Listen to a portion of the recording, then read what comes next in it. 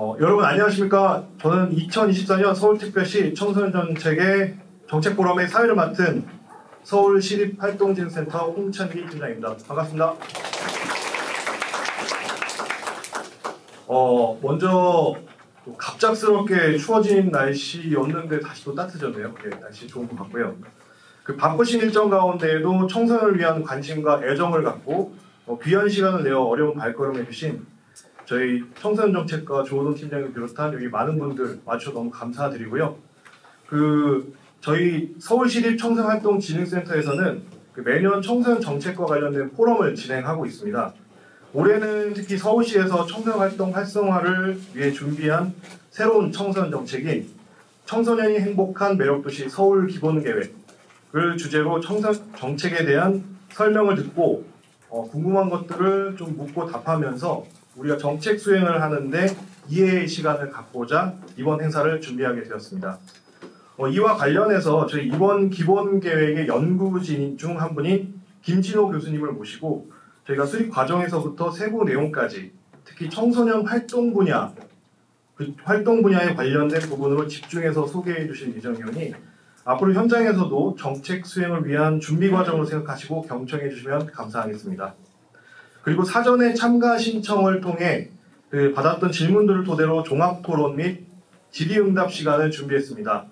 여러분들이 주신 질문을 선별하여 정책 설명이 끝난 후에 특별한 패널 분들을 모시고 답변을 듣는 시간을 가질 예정인데요. 끝까지 함께해 주시면 감사하겠습니다. 예, 그럼 지금부터 서울시 청소년 정책 포럼 시작하도록 하겠습니다. 먼저 국민의례를 간단하게 하도록 하겠습니다. 장내에 계신 분들은 모두 자리에서 일어나 앞에 있는 국기를 향해 주시기 바랍니다. 그리고 몸이 불편하신 분들은 앉으신 채로 예를 표해 주시기 바랍니다. 국기에 대하여 경례.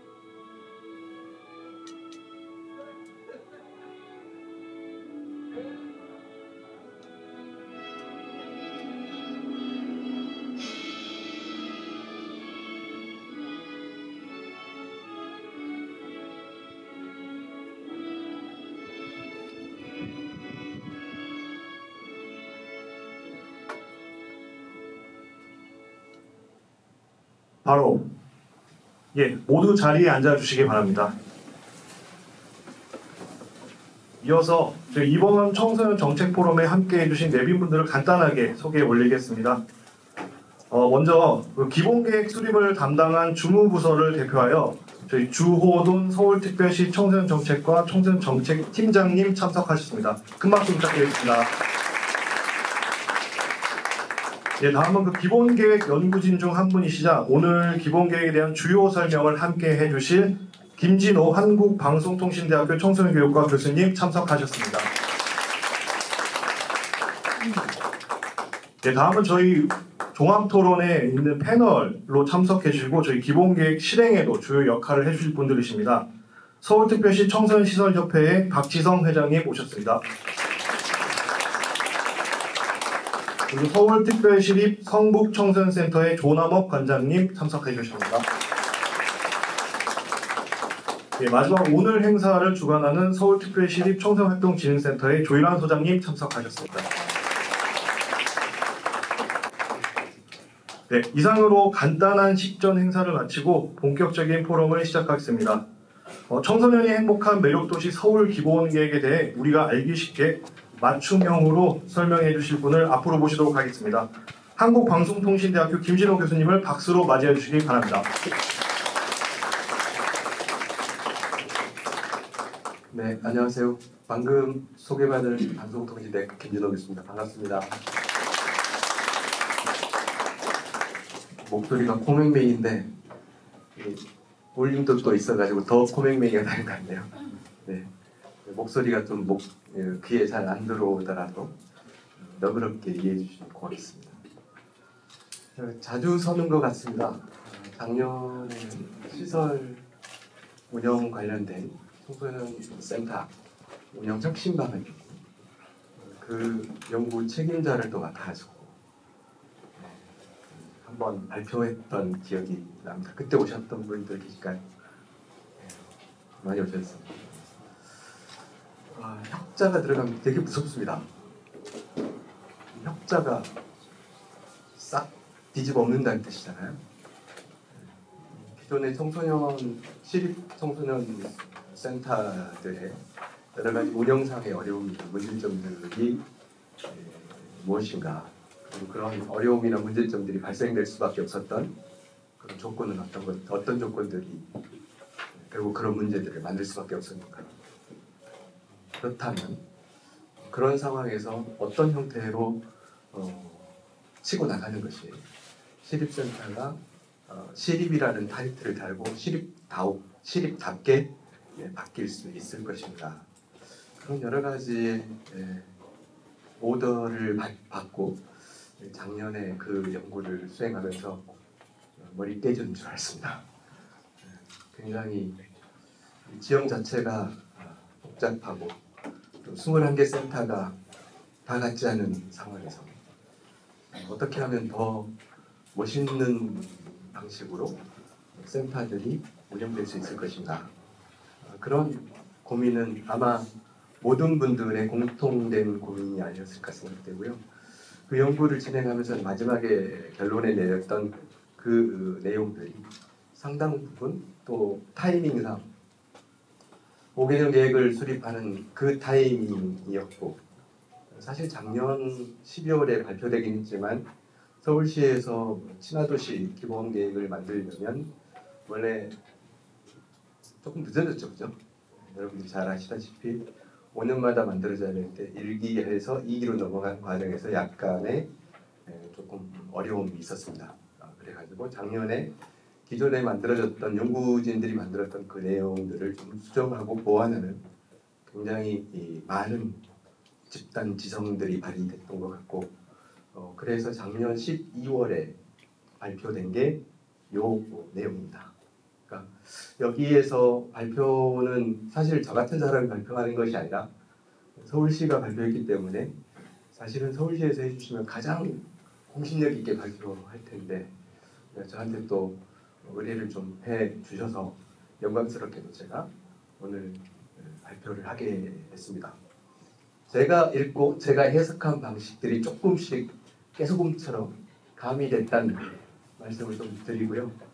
결국은 기본 계획이 만들어졌으면 이 내용들의 기본 밑바닥이 되는 철학이나 어떤 개념의 그 정확성들은 맞춰주는 게 좋겠지만 그런 대강의 방향과 철학과 개념의 기본 공유가 만들어지고 그걸 가지고 앞으로 5년 동안 어떤 형태로 이 매력 도시로 표현되어 있는 각각의 세부 정책 과제들을 서울시에서 우리 센터에서 또 각각의 프로그램에서 어떻게 녹여낼 것인가는 또 우리 각자의 몫이고 각자의 몫으로 돌아온 이상 우리가 해석한 만큼 구현될 거라고 생각이 됩니다. 그래서 오늘 이 자리는 굉장히 뜻깊은 자리인 것 같고 의미 있는 자리인 것 같아요.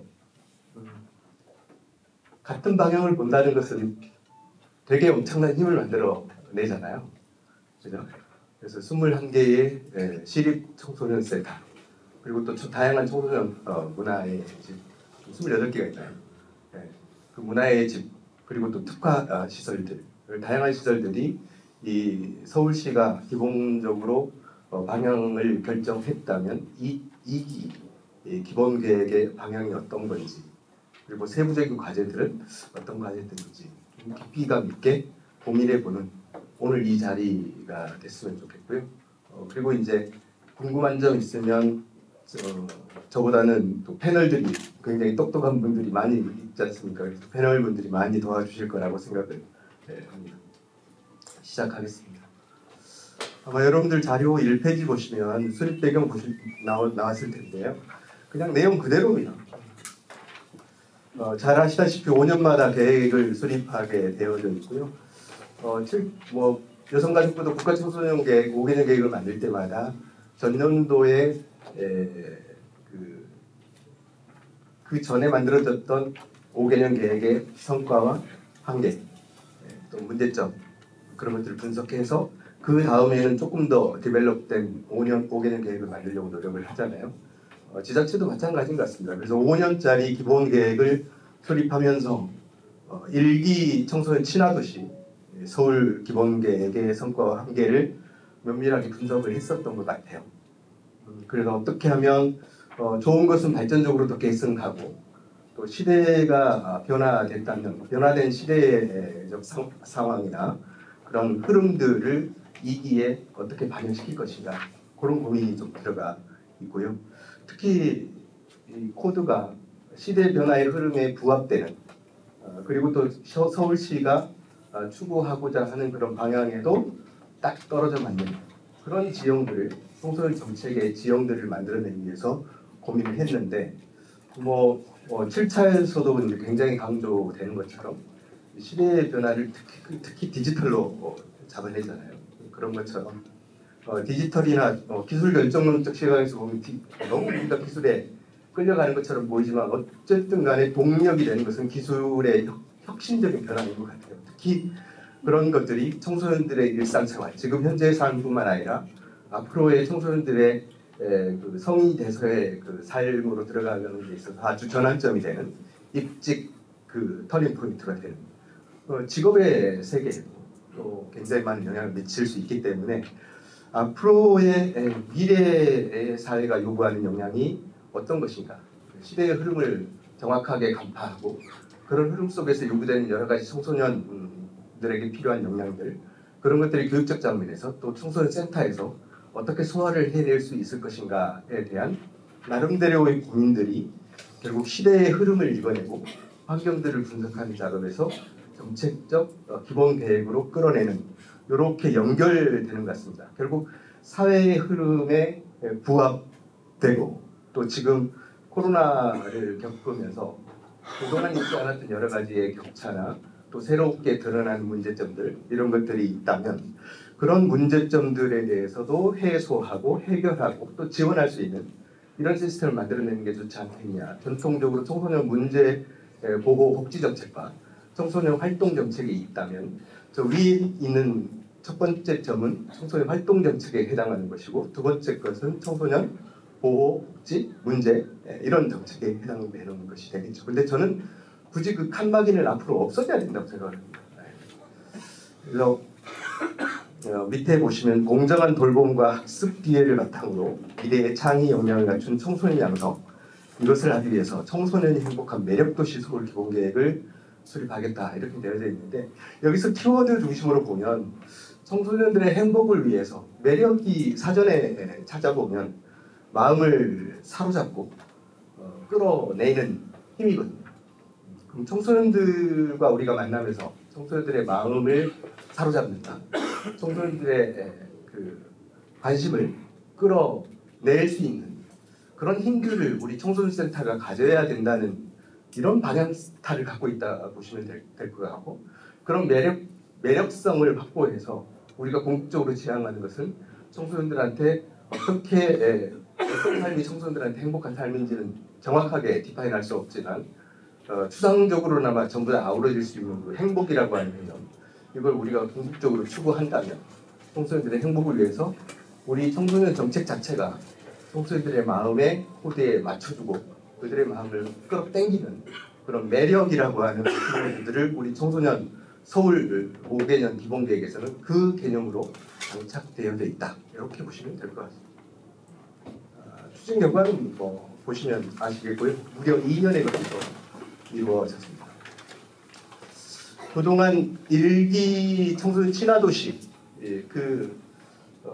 발표할 때 저는 발표되는 장소에는 없었지만 매스컴을 통해서 또 신문 보도 자료를 통해서 또 실제 나왔던 PPT 자료를 통해서 친화도시 기본계획을 봤는데 굉장히 파격적이었고 굉장히 많은 그 센세이션을 그 당시에는 만들어냈던 것 같아요. 근데 그 안에서 약속했던 각각의 1기 5개년 계획에 담겨 있던 정책 과제가 어떤 과제들은 나름대로 노력들을 많이 했고 결실을 맺은 부분도 있지만 어떤 부분은 선언에서 그치는 그런 정책 과제들도 있지 않는가 그런 생각이 들고요. 성과들을 보시면 이렇습니다.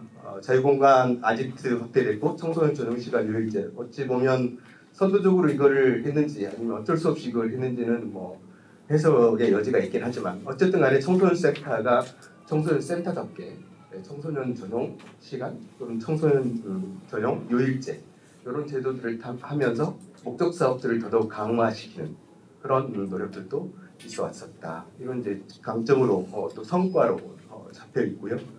운영비 지원이라든지 청소년 문화의 집 확충을 했다. 이런 성과가 있습니다. 그 다음에 이제 그 지역 특성을 반영한 특화 프로그램들이 1기 때 상당히 21개로 늘어났었네요. 그리고 지역사회하고 시설하고 연계된 그런 코디네이터들이 21명이 2023년에 0명에서 23명으로 21명으로 늘었네요. 그 다음에 맞춤형 같은 경우도 저렇게 그런 성과들을 냈다 이렇게 되어 있습니다. 그럼에도 불구하고 이제 보완 과제로는 학교하고 우리 청소년 센터하고의 연계성들이 여전히 미흡하거나 부족한 부분이 있다. 그 원인은 여러 가지가 있겠지만 이 2기 기본 계획에서는 진단을 학교 생활 기록부에 반영되지 못한 여러 가지 한계성들이 가장 큰 원인으로 작용하지 않았나 이렇게 진단을 하고 있고요. 그렇기 때문에 앞으로는 학교하고 연계 가능하기 위해서는 인증제랄지 또는 우리 2기에서 강조되는 커리큘럼이랄지 이런 걸 통해서 학교에서 지금 이제 2025년부터 본격적으로 시행되잖아요. 2022 개정교육 과정이 거기에 접점이 될 수 있는 자유학년제나 아니면 고교학점제 이런 여러 가지의 것들과 연계해서 학교하고의 연계를 조금 강화할 필요가 있지 않겠나 이렇게 방향을 과제로 설정했습니다. 그다음 코로나19 과정을 거치면서 기존에 있지 않았던 이 위기를 돌파하기 위해서 참 부단히도 많은 분들이 노력을 했습니다. 크게 세 가지 부류가 있었던 것 같은데요. 첫 번째 부류는 문 닫는다 였고, 두 번째 부류는 문 닫고 나니까 이건 아닌 것 같다. 그 다음에 세 번째 부류는 뭐라도 해야 되지 않겠느냐. 여러 가지의 그런 마음들이 있었던 것 같아요. 현장에서는.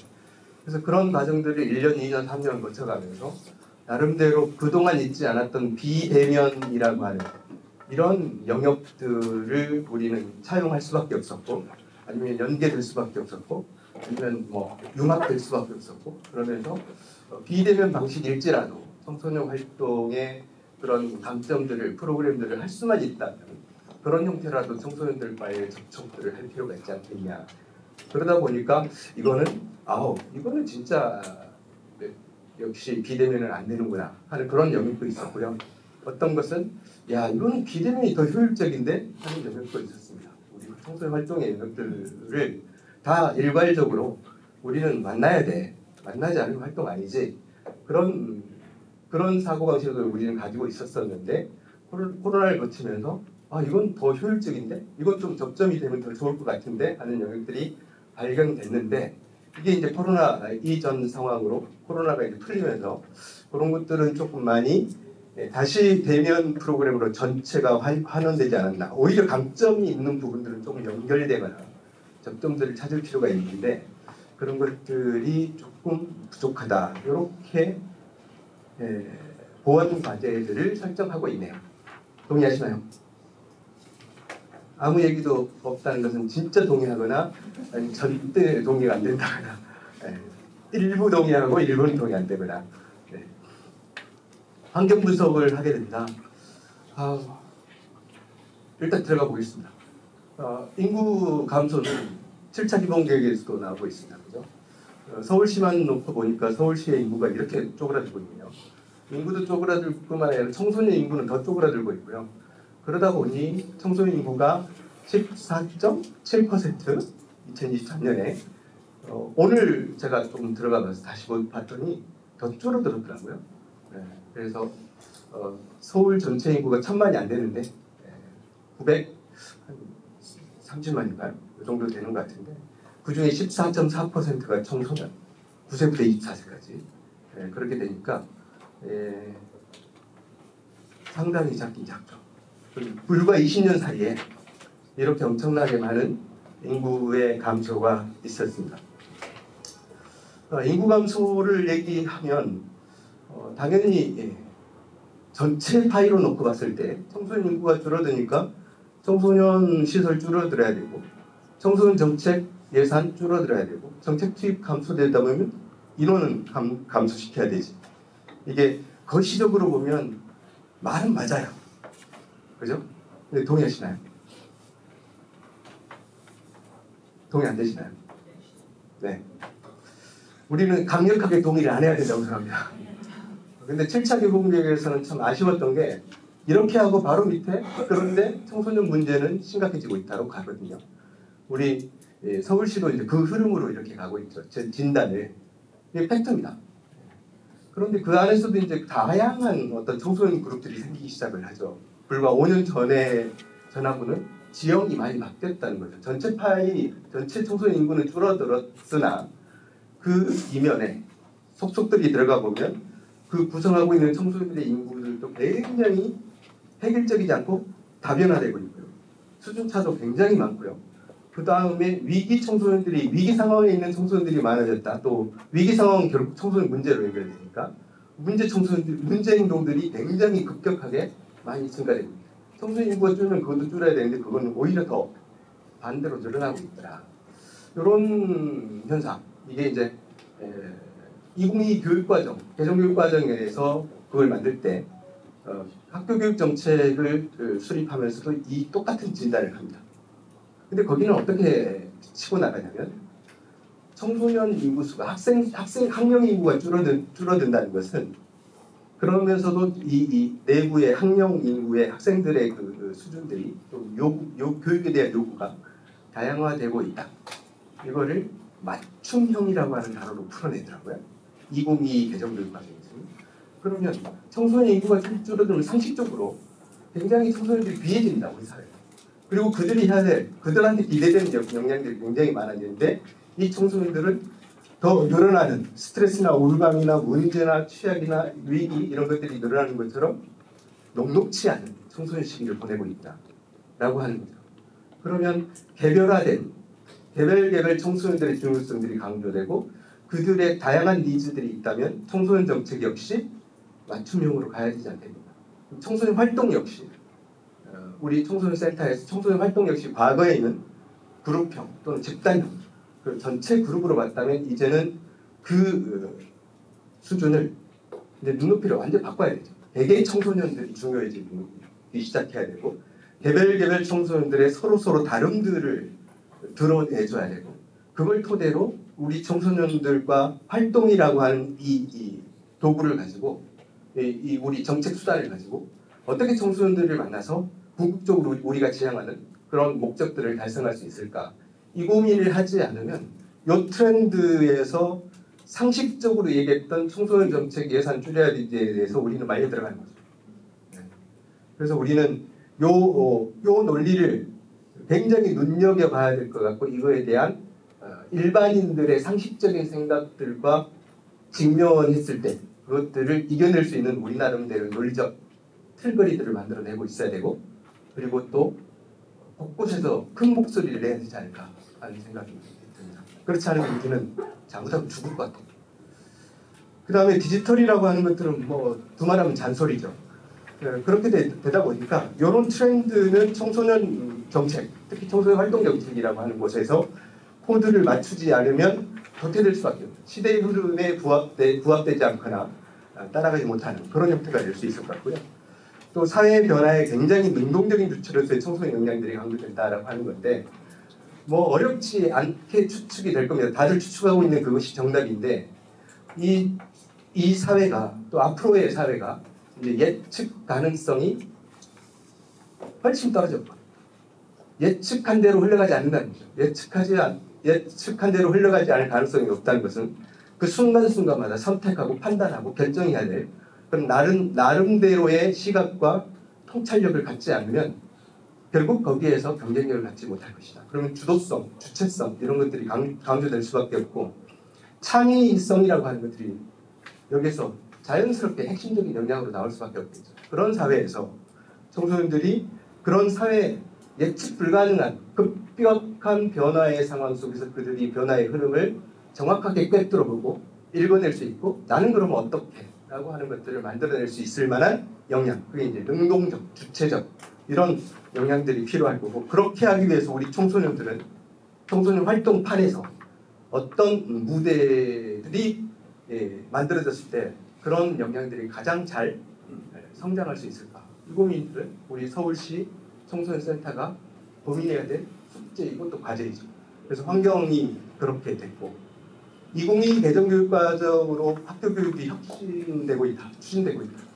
그런데 그런 흐름들을 잘 보시면 시대의 흐름에 부합되는 이게 첫 번째 트렌드고요. 두 번째, 현장 수용력이 있는 그런 교육과정, 교육정책을 해야 된다. 이게 두 번째 트렌드고 마지막 세 번째로는 맞춤형. 요 세 개 단어가 강조되거든요. 그래서 시대의 흐름에 부합돼야 된다고 하는 것은 미래 역량, 디지털이나 이런 여러 가지 역량들을 강조할 필요가 있겠다. 학교 교육과정에서 학교에서 그런 것들이 양성돼야 된다. 두 번째, 현장 수용력이 굉장히 중요해졌습니다. 이게 굉장히 우리 청소년 활동의 그런 시사점이 큰데 기존의 청소년 교육 정책은 위에서 만들어지고 밑으로 하달되는 그런 방식이었는데 그렇게 하기에는 이 사회가 그렇게 딱딱하고 예측된 대로 흘러가지 않은 사회가 됐다 보니 굉장히 변화무쌍하게 흘러가고 있고 그 결국 지역사회에서 삶 속에서 청소년들의 삶 속에서 그들한테 필요한 역량들 그럼 그들이 원하는 것을 맞춰줄 필요가 있는데 그러려면 결국 학교에서 나름대로 지역적 특성들, 특수한 어떤 상황들을 정확하게 읽어내고 그런 지역사회의 독특한 상황이나 특성에 부합되는 방식으로 학교 선생님들이 또는 학교 교장이 커리큘럼을 만들 수 있도록 융통성을 굉장히 넓혀버립니다. 그러니까 학교 교육과 과정이 굉장히 교장의 파워가 더 세졌다. 이게 주는 시사점이에요. 교장 선생님이 바꿀 수 있는 게 되게 많아졌다는 거죠. 근데 잘 아시다시피 교장 선생님들은 굉장히 조금 보수적이잖아요. 일단 본인이 책임져야 되면 굉장히 구수적으로 접근할 수밖에 없습니다. 그러면 커리큘럼을 마음대로 바꿀 수 있는 여지에 자유롭게 바꿀 수 있는 여지 공간이 많아졌는데 그거와 함께 책임 소재를 강화시켜버려요. 자율성과 책임, 자율과 책임을 강조하다 보니까 자율적으로 할 수 있는 것은 많아졌을 때 거기에 대한 책임도 내가 져야 돼요. 그러니까 학교가 굉장히 유연하게 갈 수 있는 환경은 조성됐으나 책임이 오니까 확실하게 신뢰가 가지 않는 프로그램은 결정하지 못하게 됩니다. 거꾸로 신뢰가 가면 내가 책임의 소지가 있더라도 충분히 나한테 책임의 소지가 약하게 올 만한 것들은 충분히 할 수 있는 가능성이 높아졌다는 것이죠. 학교 연계가 이제 여기서 연결이 되는데 학교 연계 프로그램들이 잘 활발하게 2022 개정교육과정이 내년부터 이제 전면 도입되고 자유학기 이제 고교학점 이제 전부 다 도입되는데 그랬을 때 우리가 할 수 있는 것은 결국은 학교의 선택을 받아야 되잖아요. 학교의 선택을 받는다는 것은 결국 저 프로그램은 누가 봐도 멋지고 신뢰롭고 굉장히 수준 높고 고품질이야 라고 하는 것들을 그 신뢰를 만들어내지 못하면 외면될 수밖에 없다. 영원히. 오히려 신뢰가 확보되면 훨씬 더 학교하고의 연계의 가능성은 높아지겠다. 마지막으로 세 번째 트렌드는 청소년 맞춤형이라고 했잖아요. 청소년 인구, 학령 인구 수가 줄어들면서 개개인 맞춤형으로 가게 됩니다. 그래서 각 개개인들이 하고자 하는 삶 속으로 들어가 보고 그들이 가고자 하는 그런 진로의 방향이나 이런 것들을 스스로가 찾아서 그것을 실현할 수 있는 방향으로의 국가과정 개편입니다. 그러니까 고교 학점제가 대표적인 거죠. 고등학교는 고교 학점인데 중학교, 초등학교로 내려오면 그런 것들이 굉장히 섬세하게 발달 단계에 맞춰져 있어요.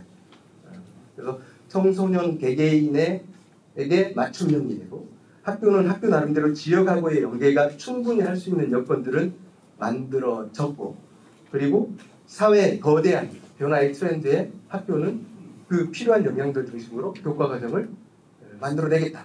이게 이제 전체적인 2022 대정교육 과정의 기본 방향입니다. 그렇게 하다 보니까 우리 청소년 정책 역시 학교의 그런 변화 트렌드를 무시할 수 없잖아요. 연계를 해야 된다고 하면 특히 7차 기본 계획에서 디지털이 강조되고 학교 연계가 두 번째로 키워드로 딱 강조가 됐잖아요. 그렇게 되다 보니 학교하고 연계할 필요성이 없다면 무시해도 되지만 학교 연계가 필수적으로 우리는 해야 된다고 한다면 학교 커리큘럼의 전체적인 개정의 방향 이거 꿰뚫어 보고 있어야 되고 강론 수준에서 어떻게 변화되고 있는지 그리고 우리하고 연계 가능한 이런 교과 영역들은 어떤 것들이 있는지에 대해서 우리가 먼저 선제적으로 그런 것들을 꿰뚫어 보지 않으면 우리가 대화할 수 없습니다. 학교 교육 과정의 개정의 트렌드 그리고 이제 저성장으로 가게 되면 사회가 양극화되겠죠. 빈부격차가 심해진다는 것인데 빈부격차 심해지면 결국 이거는 경험 격차로 꿈 격차로 연결됩니다.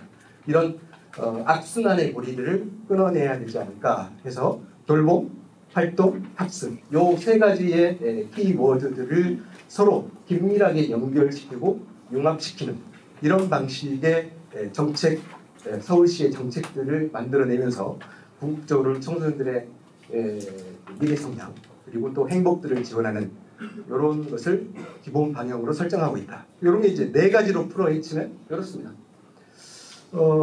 우리 7차 기본 계획을 보면 전통적으로 보면 청소년 활동 정책, 청소년 복지 정책, 청소년 보호 정책, 청소년 참여 정책, 그 다음에 이제 추진 체계 한 5가지 카테고리로 가거나 아니면 청소년 문제나 청소년 보호 복지 이걸 합쳐가지고 청소년 보호 복지 정책, 청소년 활동 정책, 청소년 참여 정책, 청소년 추진 체계. 7차 기본 계획은 이렇게 후자를 택하고 있죠.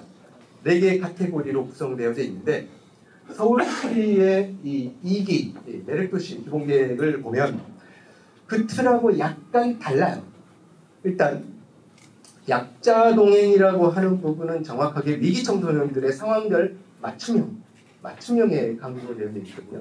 7차 여성가족부에서 만든 7차 기본계획은 보호정책이나 복지정책은 세밀하고 촘촘한 그물망이 촘촘해져서 빠져나갈 수 없게 만들어내겠다. 위기 청소년들을 정확하게 잡아내고 빠져나가는 청소년들이 없도록 한 명의 청소년이라도 위기 상황에 있으면 그 청소년들을 위해서 서비스를 제공하겠다. 이런 게 7차 여성가족부의 기본 계획이라면 우리 매력도시 같은 경우는 약자 동행이라고 하는 개념하고 행복지원이라고 하는 요 두 카테고리에 이것을 분산배치시켰습니다. 그래서 약자 동행이라고 하는 곳에 사회적 약자인 이런 청소년들의 위기 상황에 직면했을 때 이 위기 상황에 대해서 수요자 맞춤형 그런 촘촘하고 또 세밀한 그런 정책 서비스를 제공해 주겠다라고 하는 것이 세 번째 약자 동행 정책이고요. 그와 더불어서 노동권이나 안전권, 건강권 또 참여권까지 여기다 집어넣습니다. 그래서 그런 안전과 행복을 위한 일상적인 지원 이런 형태로 가서 이걸 행복 지원이라고 하는 키워드들로 묶어내고요. 그 다음에 청소년 활동 정책 중에 일부가 행복 지원과 약자 동행의 두 꼭지 또는 세 꼭지, 한 꼭지 이런 식으로 막 들어가 있습니다. 그 다음에 매력 성장은 이제 청소년 활동 정책인데 7차 기본계획에서는 디지털 요 부분에 미래에 요구되는 미래 사회가 요구하는 청소년들에게 요구되는 역량을 개발하겠다. 이런 정책들이 우리 2기 매력도시에는 매력성장이라고 하는 요 카테고리 안에 창의, 역량 강화라고 하는 핵심 키워드를 가지고 정책들이 들어가 있습니다. 마지막으로 이제 네 번째는 이런 약자 동행과 행복 지원과 매력 성장 이것들이 체계적으로 잘 갈 수 있도록 하기 위한 서울시 청소년 정책의 어떤 시스템 기반들을 어떻게 만들어낼 건가 여기에 이제 데이터 기반, 성과 중심, 근거 중심 이런 키워드들이 들어가면서 청소년 정책 사업에 대해서 나름대로 제가 봤을 때는 어마어마하게 많은 획기적 변화이고 혁신의 수준을 어느 단계로 혁자를 써야 되는지는 잘 모르겠으나 제가 봤을 때는 이 정도의 변화만으로도 제가 봤을 때는 혁신적 수준이 아닌가 하는 생각이 들 정도로 체계 부분에서 많은 변화된 그런 정책들을 집어넣고 있습니다. 그러면 전부 다 보기는 좀 그렇고요. 활동과 관련된 정책들만 조금 보겠습니다. 저한테 내신까지 시간을 줘가지고 저는 지금 목이 바짝바짝 마르고 목소리도 잘 안 나오고 근데 20분이나 남아있어서 시간을 지금 계속 조금 충분하게 쓰고 있는데도 시간이 많이 남아돌 것 같아요. 조금 더 20분 더 하라고요? 네, 20분 더 하라고 그럽니다. 네. 비전에 보면 청소년과 미래로 동행하는 매력도시 서울 키워드는 청소년과 우리는 같이 가는데 미래라고 하는 키워드 그리고 이제 동행이라고 하는 키워드 또 매력이라고 하는 키워드 이 세 가지를 어떻게 조합하느냐에 따라서 굉장히 다양한 의미들이 만들어지더라고요. 예. 이걸 만드셨던 또 만들 때에 같이 참여하고 같이 고민했던 그분들이 이 단어에다가 엄청나게 많은 또 의미들을 집어넣겠지만 이게 충분히 우리한테 전달되지 않잖아요. 그냥 책자로 나와버렸어. 이제 이거는 공공의 어떤 재산이 돼버렸고 이걸 우리가 어떻게 해석하느냐에 따라서 나는 미래를 이렇게 해석한다. 나는 동행을 이렇게 해석한다. 나는 매력을 이렇게 해석한다. 그게 정답이 아닐까 생각하는데 그럼에도 불구하고 우리 서울시 청소년 센터들이 이 세 가지의 그 워드에다가 정말 기가 막히고 멋진 또 창의적이고 발상의 어떤 전환들을 만들어내는 그런 형태로의 기존의 청소년 정책의 획기적인 변화들을 만들어내기 위해서는 여러분들의 좀 많은 고민들이 여기에 또 같이 가미되어야 되지 않을까 개인적으로 그런 생각을 해보고요. 자, 매력성장하고 행복동행입니다. 이쪽 매력성장은 청소년 활동 정책이고요. 저쪽 정책은 청소년 보호 복지 정책입니다. 그래서 매력성장 9개, 행복지원 10개, 약자동행 12개, 혁신 9개. 그래서 몇 개인가요? 좀 다 합쳐보면 40개예요. 위에 있군요. 네, 40개 과제인데 40개 과제 중에 제가 청소년 활동과 관련된 과제들을 뽑아보니까 24개가 됐더라고요. 24개는 청소년 활동과 관련된 정책이고 나머지는 활동하고 관련성이 없다고 할 수 없으나 전통적으로 청소년 복지 정책이나 청소년 보호 정책에서 자기들의 영역으로 고유하게 추진해왔던 그런 영역들이 안전, 행복, 동행 요 카테고리 속으로 좀 들어가 있는 것 같아요. 이거 한번 보실래요? 이제 획기적인 어떤 추진책의 변화 중에서 성과가 굉장히 강조되거든요. 아웃풋이 아니라 아웃컴을 강조해요. 그러면 아마 개별 청소년 시설들에 대한 평가 지표들도 이제 성과 중심으로 작년에 좀 많이 청소년 센터들이 고생을 많이 하셨던 것 같은데 이게 약화되기보다는 더 강화될 것으로 제가 추산이 됩니다. 그러면 서울시 전체적으로는 이 2기 기본계획을 통해서 매력도시 기본계획을 통해서 서울시가 나름대로 관심 갖고 있는 성과 지표가 뭔가 이건 좀 눈여겨볼 필요가 있는 것 같아요. 첫 번째 지표는 행복이랍니다.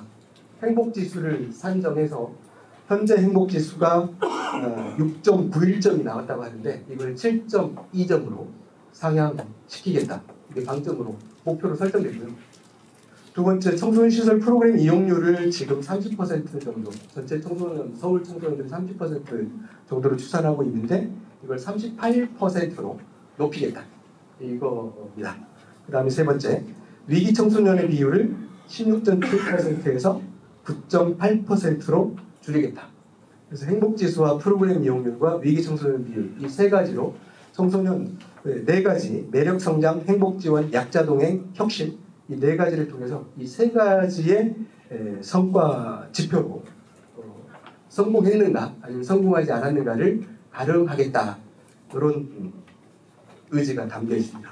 내용들 보시면 첫 번째 과제는 활동 쪽인데 매력성장입니다. 매력성장은 이제 미래 사회의 어떤 변화된 사회들을 또 트렌드를 정확하게 읽어내고 이게 청소년 활동 정책에서 어떻게 그 트렌드에 부합되게 정책들이 만들어져야 하는 것이고 또 시설에서는 어떻게 갔으면 좋겠는가라고 서울시에서 그림을 그리고 있는 거예요. 이게 이제 1-1에 나와 있는데 그 키워드가 청소년과 동행을 강조해요.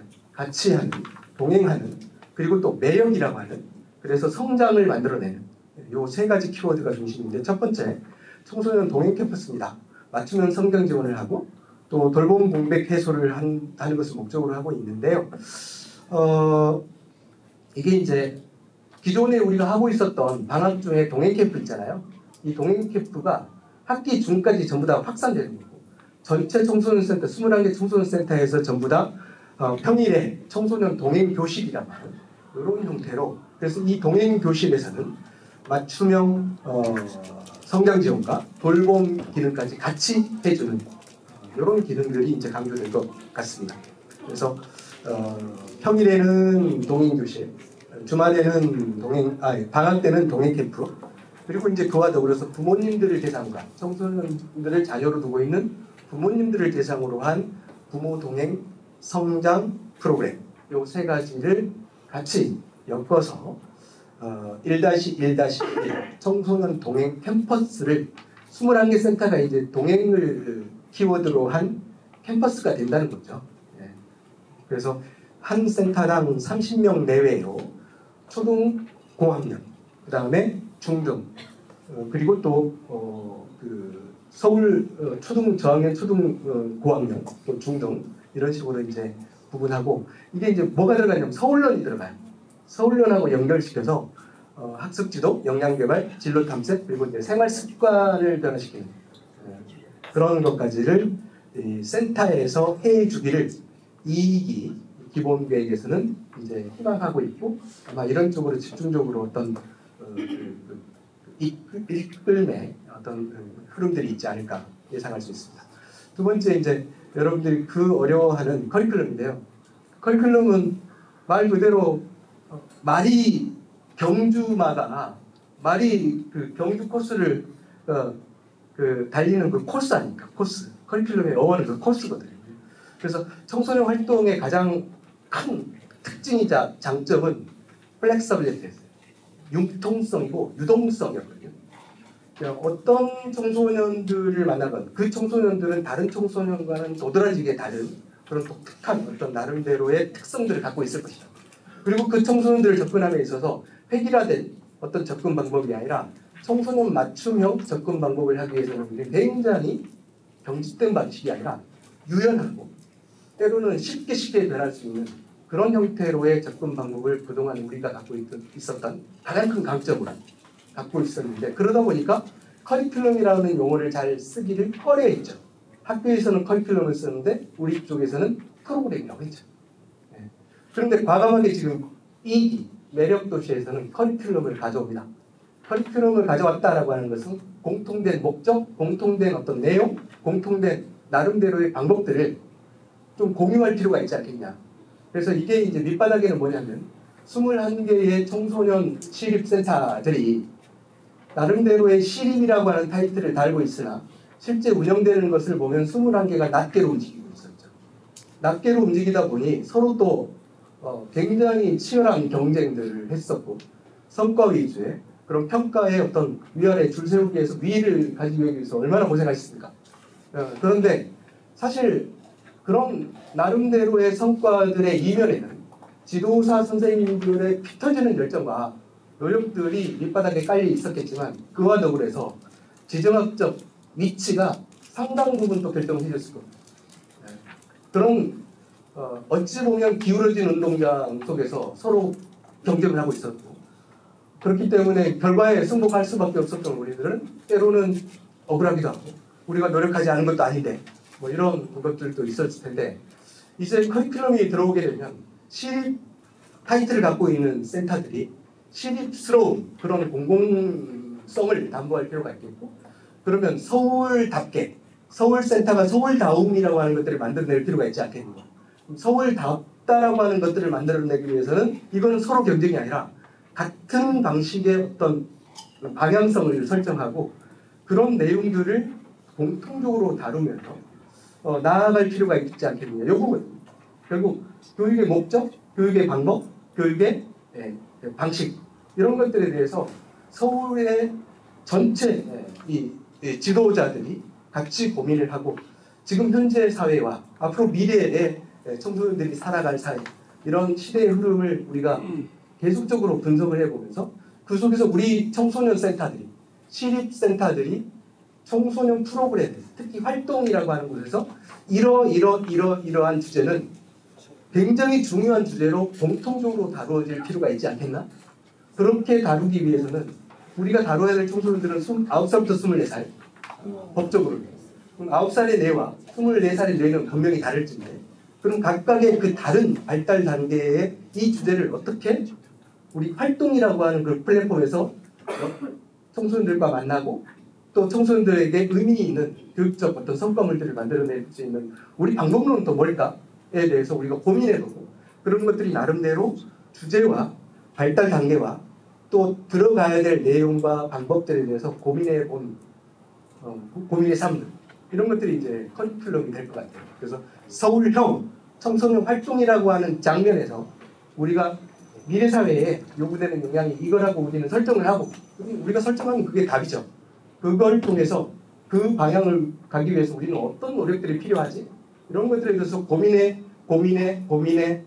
과정들을 거칠 것이고 그런 고민의 산물 이건 이제 우리 약속된 영역이죠.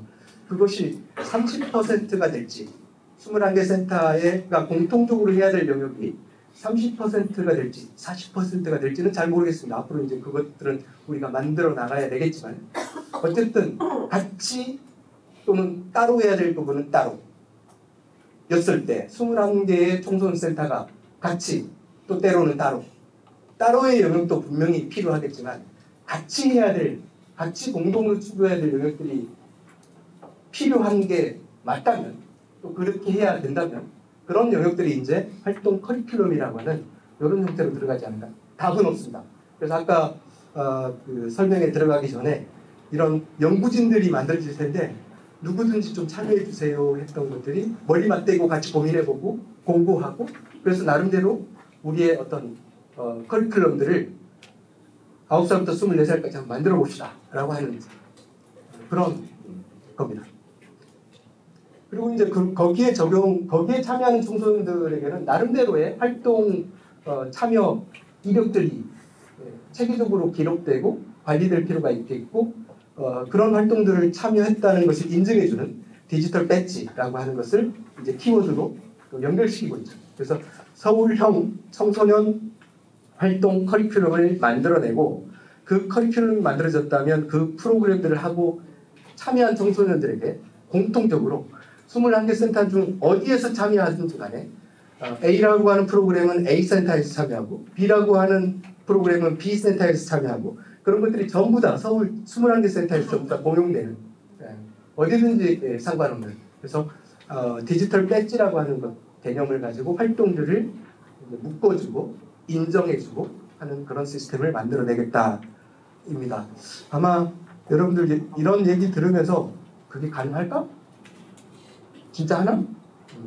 그러실 텐데 아마 우리 팀장님께서도 아까 그 말씀하시더라고요. 지금 당장 이제 뭔가 이 계획이 만들어졌기 때문에 이걸 이제 실현을 하시려고 무지하게 고민하시는 것 같고 아마 조금 있다 그런 질문에서 그런 답들이 나오지 않을까 싶은데요. 제가 보기에 서울시에서 굉장히 이 계획에 대해서 첫 발이 올 안에 첫 발을 디뎌야 됩니다. 그리고 나름대로 눈에 보이는 가시적인 어떤 한 해 그리고 뭔가 좀 움직이고 있구나 그리고 그렇게 했더니 뭔가 달라지고 있구나라고 하는 그런 피부적으로 좀 느껴지는 또 눈에 보이는 그런 성과들까지를 만들어내려고 무지하게 노력을 하시는 것으로 제가 알고 있습니다. 세 번째, 있는 곳에 뭐 어떤 것도가 나와 있는데 이게 디태치드입니다. 디태치드하고 이제 헷갈리는 게 아웃리치죠. 아웃리치입니다. 청소년이 있는 곳에, 그러니까 디태치드의 개념을 조금 파악하기 참 어려워요, 그죠? 네. 구글링 한번 해보십시오. 디태치드가 무슨 뜻인지.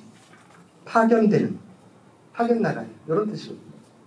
디테치드 유스웍이라고 하는 것이 이제 영국에서 1960년대에 만들어진 건데, 그 당시에 영국의 1960년대 상황으로 가보면 무슨 뭐 펑크 스타일이나 뭐 저항하고 반항하고 아주 대바라지기의 그 끝판왕들이 영국 사회를 전부 다 뒤덮잖아요.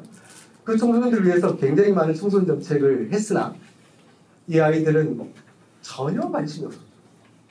청소년 센터에 오지를 않아요. 그럼 이거 뭐가 문제지? 반성을 했고, 그러면 있는 곳으로 가야지. 이때 만들어지게 된다. 디테치드가. 그래서 아우니치하고 굉장히 유사한데 헷갈리기가 되게 쉬워요.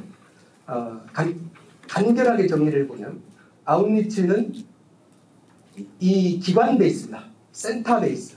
센터로 청소년들을 전부 다 데리고 오고 싶어요. 그런데 거리적 제약 때문에 오고 싶으나 못 온 아이들, 이런 아이들에게 이 센터의 프로그램을 가지고 딜리버리 서비스를 준 거예요. 이게 아웃리치의 개념에 가깝다면, 디테치드는 아웃리치가 인바운드라면 디테치드는 아웃바운드예요. 밖으로 가는 건데, 기관 베이스가 아니라 스트릿 베이스입니다. 청소년들이 있는 거리 베이스. 거리에서 청소년들을 만나고, 청소년이 있는 곳에서 청소년들을 만나면 그 청소년들의 니즈가 다 다를 거 아니에요.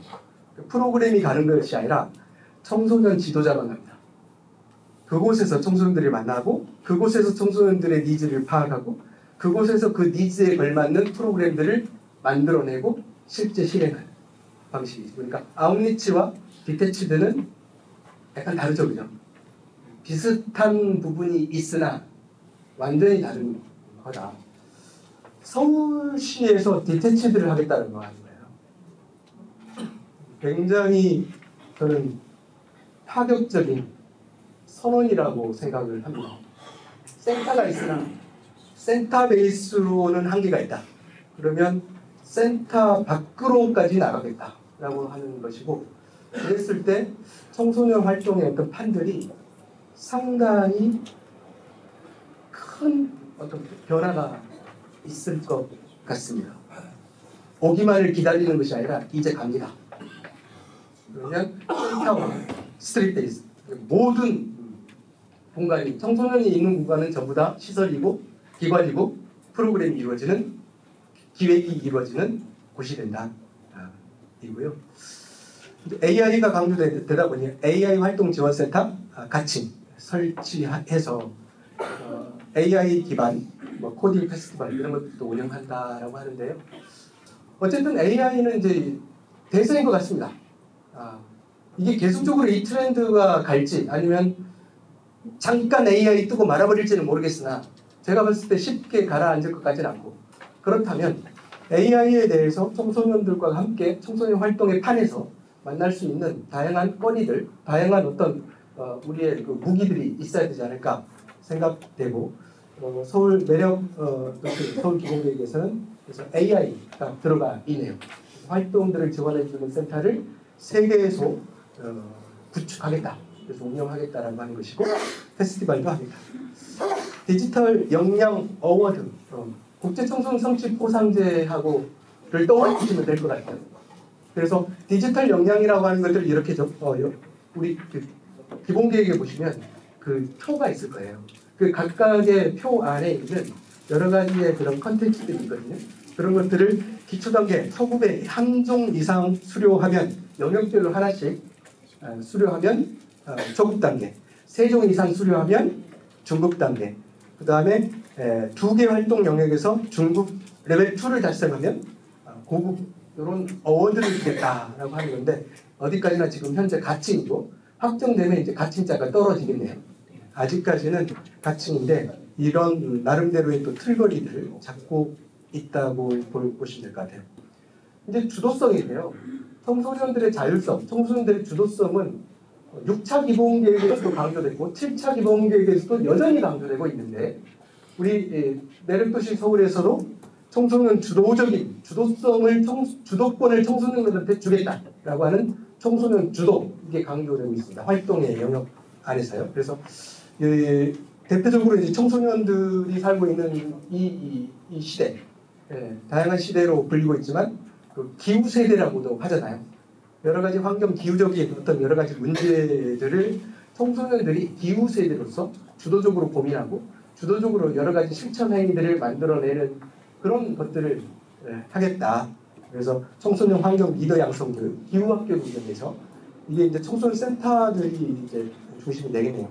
그다음에 1센터 1에코 그린 청소년 센터를 조성해 나가서 탄소 절감에 같이 동참하겠다. 이런 방향성도 잡고 있습니다.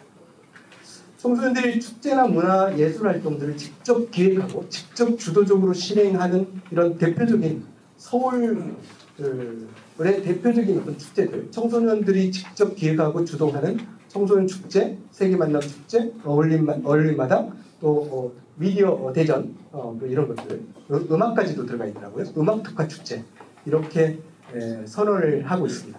여기서 강조되는 것은 청소년들의 주도성입니다. 주도성은 여러분들 잘 아시다시피 주도권을 청소년한테 주는 겁니다. 행복성장 지원과 관련해서 이제 두 번째 카테고리인데 여기에서 청소년 활동하고 연결되는 게 학교 연계를 강조하고 있습니다. 물론 제가 더 추가적으로 설명하지 않겠습니다. 시간이 이제 4시, 1시간이 다 돼가지고 끊어야 될 때가 되는 것 같은데 2022 개정교육과정을 보시면 정확하게 분석해 보시면 거기에서 우리 청소년 활동 또는 청소년 센터하고 접점이 만들어질 수 있는 고리들이 풍부하게 있거든요. 이거는 찾아내면 발견되는 것이고 못 찾으면 전혀 없다. 이렇게 보일 것 같아요. 어쨌든 간에 그런 접점이 될 만한 그런 것들을 서울센터와 청소년 그 학교와 교육지원청 간의 연계를 통해서 연계 프로그램들을 앞으로 계속적으로 확대해 나가겠다는 방향성을 잡고 있고요. 청소년 참여 정책도 이 유사 중복된 거 있잖아요. 제가 2년 전인가 한번 회의를 하다 보니까 청소년 의회하고 청참위하고 서열이 있다면서요. 누가 높냐? 청참위 의원이 높냐? 청소년 의회가 높냐? 청소년들 사이에서 그런 게 있다고 하던데 어쨌든 유사 중복된 어떤 기능들, 참여기구들 간에 이런 통합 운영에서 내실화를 좀 기할 필요가 있지 않겠냐. 그 기본계획에서는 이렇게 결정을 하고 있습니다. 그리고 이제 서울시하고 자치구 청소년 참여 기구들하고의 네트워크 또는 연계성을 강화하겠다라고 하는 것들이 또 설정되어 있고요. 청소년 시설에 작년에 이제 제가 연구했던 공공성 요 개념하고 연결되는 건데 청소년이면 누구나 비용 없이 이용할 수 있는 그런 형태로의 청소년 시설의 운영을 해 나가겠다. 사용료 감면 확대하겠다라고 하는 건데 여기에는 부수적으로 여러 가지의 것들이 또 연결되어 있잖아요. 우리가 이제 재정 자립도 이 문제가 피할 수 없는 우리의 숙명인데 지금 청소년 이용료가 지금 감면이 될 거잖아요. 그러면 이제 굉장히 또 복잡한 그런 그 부분이 발생될 수밖에 없는데 이런 내용을 2기 기본계획에서 지금 핵심 과제로 설정을 해버렸습니다.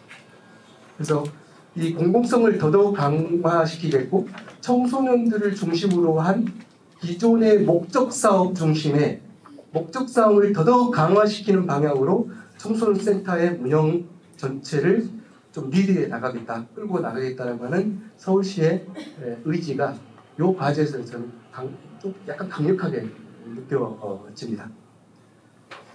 그 다음에 이제 그 청소년 센터들이 안전교육 또는 체험, 안전체험 이런 프로그램들을 핵심적으로 수행하는 그런 기관으로서 센터로서의 기능들을 강화해 나가겠다. 또 방과후 아카데미도 이제 시대적 요구에 부합되는 그런 형태로의 내용, 또 컨텐츠 또는 시설이나 장비 이런 것들을 집어넣을 필요가 있겠다라고 하는 것이고요. 이제 마지막 혁신인데 디지털, 데이터 기반 정책 추진 체계가 그렇게 바꾸겠다라고 하는 건데 여러분들 첫 번째로 바로 예상을 하셨을 것 같은데요. 그 시대의 흐름에 맞추려면 결국 우리 센터 안에 거기 그런 프로그램들을 할 수 있을 만한 시설이나 장비나 공간들이 확보될 필요가 있잖아요.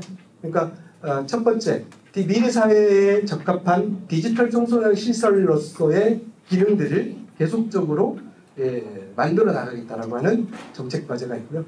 두 번째, 활동 체계가 이제 데이터 기반으로 나가겠다. 그리고 이 데이터가 개별 센터들의 데이터가 따로따로 관리됐다면 이제는 전부 다 연결시키고 통합하겠다라고 하는 겁니다. 이게 굉장히 무서운데요. 청소년 상담과 관련된 쪽은 지금 굉장히 많은 막대한 예산이 들어가가지고 상담복지 개발을 중심으로 그런 데이터를 만들어내는 그 데이터가 이제 축적된 데이터들을 완전히 표준화시키고 이제 만들어지면 그 안에다가 뭐가 들어가죠? 머신러닝이 들어가잖아요. 그래서 정책이 데이터 기반은 결국은 스마트 러닝 요게 이제 들어가요. 머신러닝 기능들이 접목이 되고 머신러닝 기능들이 접목이 되면 이제 정책이 데이터가 데이터로 끝나지 않고 선제적으로 예측하고 이게 필요하다라고 하는 것들이 바로바로 들어갑니다. 상담 영역에서 위기 청소년 영역에서 이제 단순하게 위기 상황들을 예견할 수 있고 예측할 수 있기까지 만들어내겠다라고 하는 거잖아요. 근데 너무나 불행하게도 우리 청소년 활동 영역에서는 그렇게 많은 청소년들과의 지속적 만남들을 만들어냈고 눈에 보이는 성과물들을 만들어냈음에도 불구하고 그게 데이터로 축적되어져 있지 않으니 그것도 나름대로의 어떤 표준화된 어떤 형태로의 그런 축적이 너무너무나 어렵다 보니까 청소년 활동을 왜 해요? 청소년 활동을 하면 어떤 성과들이 있어요라고 하는 질문을 받았을 때 우리는 못 냅니다. 우리 기억에는 다 있으나 이걸 만들겠다라고 하는 거예요. 활동 영역에 데이터 기반 활동 시스템들을 서울시가 만들어내겠다. 어제 충북 청소년 활동진흥센터 직원분을 좀 만나봤는데 거기서 서울시 청소년 정책을 굉장히 부러워하더라고요. 그 중에 하나가 뉴스레이 그리고 이제 데이터를 조금 굉장히 가치롭게 생각하고 데이터 기반의 어떤 시스템들을 만들려고 하는 이런 서울시의 움직임은 참 부럽기짝이었다. 충북은 아직까지도 안 들어가고 있습니다. 센터 공간의 매력도도 무시할 수 없는 것 같습니다. 너무 튼튼하게 지어가지고 이제 부실 수도 없는 상황이 되어버리잖아요. 그런데 이 센터들이 청소년들한테 매력이 되려면 프로그램도 매력이어야 되겠지만 프로그램보다도 더 매력은 결국은 시설 매력도 아니겠습니까? 그죠? 2년 전에 제가 농어촌 청소년 육성재단 이사거든요.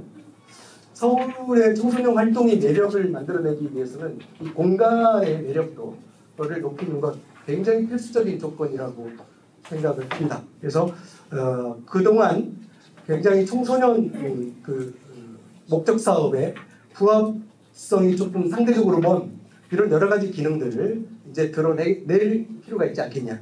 그리고 청소년 중심의 자유공간, 전용 공간으로 전환해 나가겠다. 이게 이제 이 과제로 되어 있고요. 노후 모델 리모델링 들어가 있습니다. 그 다음에 전용 시간 확대하겠고요. 그래서 이제 작년까지는 7개의 그 전용 요일제, 시간제 운영하는 기관이 7개였잖아요. 앞으로 14개까지 확대하겠다라고 하는 것이 이제 이 계획에 들어가 있죠. 정책의 지속적인 개발 추진을 위해서 연구 기능을 강화하겠고, 저는 이제 오늘 패널로 참여하신 두 분의 기능이 두 분이 너무나 중요한 것 같습니다. 일단 청소년 서울시 청소년 수련시설협회, 그 다음에 청소년 활동진흥센터, 센터가 센터 더와야 되죠.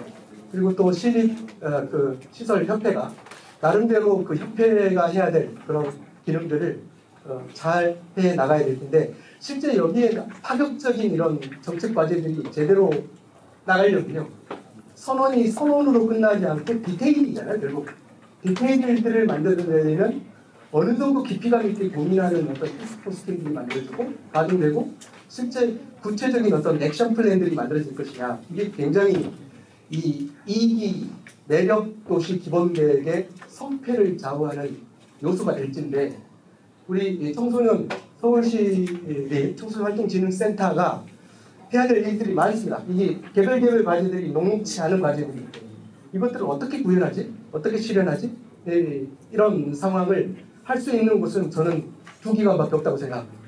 그래서 우리 원어댐이 아니라 시설 중에 하나, 센터가 아니라 센터는 센터로서 각각의 시설들의 전체적인 어떤 아웃라인들, 큰 그리드를 또는 방향들을 잡아주고 또 그런 것들의 애로사항들이 있다면 극복할 수 있게끔 다양한 어떤 협력, 네트워크 또는 지원 기능들을 하는 것이 본연의 역할이잖아요. 센터가 성과를 내는 것은 성과가 없는 게 가장 큰 성과 같아요. 지원 조직은 지원을 잘하는 건데 지원 조직을 가장 잘하는 것은 결국 지원 잘했다는 것은 본인의 성과가 없잖아요. 지원받는 기관이 성과를 많이 내는 거죠. 이게 결국 지원 기능의 성과라고 저는 개인적으로 생각을 하는데 뭐 여러분들 동의하실지 어떨지 모르겠습니다. 어쨌든 이런 기능들이 연구팀들이 또는 태스크포스 팀들이 또는 그런 성과 기반의 어떤 평가 지표들을 만들어내고 그 센터들이 그 평가 지표들의 어떤 정확한 가늠들을 통해서 어떤 기능들이 보강돼야 될 것인가, 어떤 기능들이 더 우리 기관이 더 노력해야 될 것인가, 어떤 기능들이 우리가 너무 잘했는가 이런 것들을 정확하게 진단해주고 또 지원이 필요한 부분들을 지원해주는 이런 지원 조직, 협력 조직으로서 활동진흥센터가 다시 자리매김해야 되지 않을까 하는 생각들을 조금 해보게 됩니다. 또 지도자들의 역량 강화, 또 소진 예방 교육도 굉장히 좀 강조하고 있습니다. 이거는 진짜 필요하죠. 그죠? 아, 대답이 없는 거 보니까 정신이 이제 네, 빨리 끝내주세요. 네, 이건요. 네, 빨리 끝내겠습니다. 이상 마치겠습니다. 감사합니다. 갑작스럽게 좀 끝난 듯 하지만 그래도 다 이게 계획이 있으셔서 이게 끝내셨다는 거 양해 바라고요. 알차게 준비해 주신 저희 김진호 교수님께 큰 박수 부탁드리겠습니다.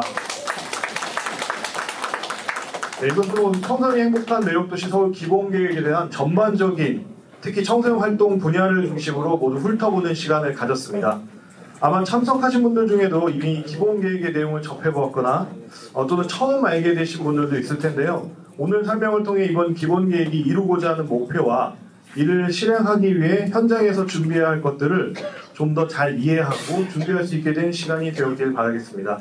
네, 그리고 지금 여기 계신 모든 분들도 얼마 남지 않은 시간 끝까지 좀 같이 함께 해주셨으면 좋겠고요. 이번 종합토론을 위해 저희 좌장으로 수고해 주신 저희 서울시립청소년활동진흥센터의 조일환 소장님을 소개 올리면서 저희 마이크를 넘겨드리도록 하겠습니다. 되게 이게 일반 포럼에 대해서 사실은 뭔가 공유하고 하는 자리도 하지만 성격이 정말 이름 그대로 설명이라는 타이틀을 받아 보니까 사실 기본계획이 서울시에서 발표가 되고 나서 조금 더 이제 실무선에서 이제 좀 같이 좀 알아보고 시작을 했으면 좋겠다는 취지가 제일 강했던 것 같습니다.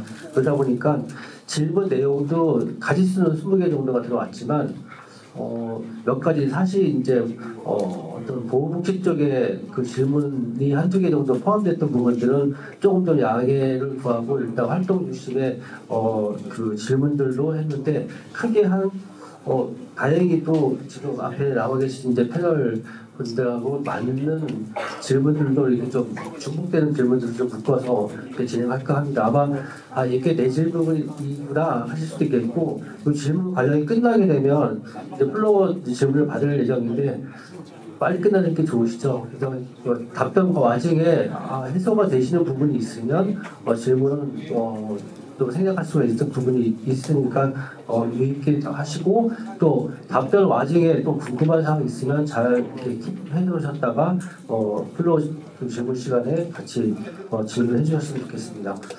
지금 패널은 지금 서울시 주원 팀장님 그리고 김진호 교수님 그리고 조남국 관장님 그리고 서창협의 박지영 회장님 이렇게 모셨는데 질문을 사전 질문이다 보니까 오늘 아까 시작하기 10분 전에 이렇게 드렸어요. 그러다 보니까 조금 좀 부담스러우시기도 하고 조금 더 그럴 수 있겠지만 그래도 이거는 또 패널은 또 이제 서울시 특별까지 모셨기 때문에 서울시 또 의지도 같이 함께하는 자리가 그런 바람과 그 자리가 되길 바라면서 질의응답 시작하도록 하겠습니다. 그래서 주원 팀장님께 제일 먼저 질문을 좀 드려야 될 것 같습니다. 빨리 끝나시는 게 좋으실 것 같아서 이게 지금 제가 질문지를 그냥 어떤 분인지 알기 때문에 제가 좀 읽어드린 좀 양해를 부탁드리고요. 아마 예산 얘기인 것 같습니다. 많은 우리 센터들이 운영 예산 문제에 어려움을 겪고 있는데 아주 구체적으로 하시죠. 아까 뒷부분에 우리 세 번째 챕터 2-2 청소년이 건강한 일상 지원 파트에서 보면 청소년이면 누구나 비용 없이 이용할 수 있는 청소년 시설로 운영하겠다는 계획이 있는데 청소년 이용료의 단계적 감면 확대에 대한 재원 마련 및 실현 가능성에 대해서 질문을 하시면서 더불어서 동행 캠퍼스 구축에 의해서 요즘에 그 늘봄학교라든가 이제 이런 것들과 어떤 연계하면서 그래서 이 돌봄 캠퍼스에 관련된 그 예산 같은 거를 공평하게 배분할 계획은 없는지, 그러니까 예산과 늘봄 우리 그 매력도시 기본계획에서는 이제 동행 캠퍼스 관련된 질문을 해주셨던 것 같습니다. 그래서 뭐 여기서 미리 좀 양해를 말씀드리면 여기서 확답의 개념보다는 큰 러프하게 좀 방향성과 같이 공유하는 자리 좀 한 번 더 양해를 해주시고 여기서 뭐 이렇게 따지시고 할 분들은 안 계시잖아요.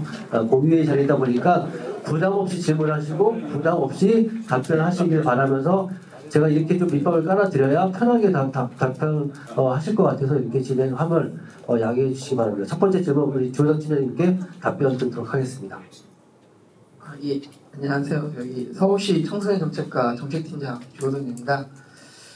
아까 교수님이 발표하시면서 되게 좀 강조를 해주셨던 부분인데 첫 질문이라서 좀 부담스럽긴 한데요. 이거는 이제 뭐 실현 가능성이 있느냐라고 물어보셨는데 이거는 이제 뭐 가능성 여부를 따라서 궁극적으로 가야 될 방향이라고 저는 생각을 하고 있고요. 청소년 정책과에서 그리고 마침 그 작년에 다자녀 가구 확대하면서 이제 조례 개정이 올라갔는데 그래서 저희가 이제 그거를 기반으로 시작을 해서 정차적으로 이제 8세 이하 아동까지 감면하는 걸로 하고 그리고 모든 청소년에 대해서 감면하는 걸로 이렇게 좀 방향을 잡고 있습니다. 근데 불행스럽게도 지금 조례가 다자녀 할인하는 조례가 아직 통과가 못 돼서 그 부분이 이제 올해 예산에 반영이 안 된 부분이 있어서 지금 그렇지 않아도 어려우신 부분이 이제 청소년 센터 운영에 어려운 예산상 어려운 부분이 많으시겠지만 그런 부분은 좀 감안을 좀 해주셨으면 하는 생각이 있고요. 그 다음에 이제 공평하게 배분할 계획이 있으냐라는 말씀이 이게 이제 동행 캠퍼스만 말씀하시는 건지 사업 전반에 대해서 말씀하시는 건지는 모르겠는데 일단 모든 사업 여기 안에 있는 사업들은 한 번에 시행하려고 하면 상당한 예산이 수반되는 사업들이거든요. 물론 예산이 필요 없는 사업들도 있긴 하지만 그러다 보니 이제 전체적으로 공정하게 배분을 하면 좋지만 그러면 사업의 성과가 안 나오잖아요. 마중물 사업으로 해서 몇 개 센터가 시범적으로 잘 운영이 되면 그런 것들을 확산해 나가는 개념으로 저희는 잡고 있고요. 그래서 그렇게 공평하게 배분할 계획은 없고 사업마다 시범 센터를 좀 선정을 해서 적정한 사업비가 가능하다면 지원을 해드리고 그거를 좀 활성화시킬 수 있는 그리고 그 다음에는 더 많은 센터들이 참여할 수 있도록 하는 게 저희 일단 계획입니다. 네.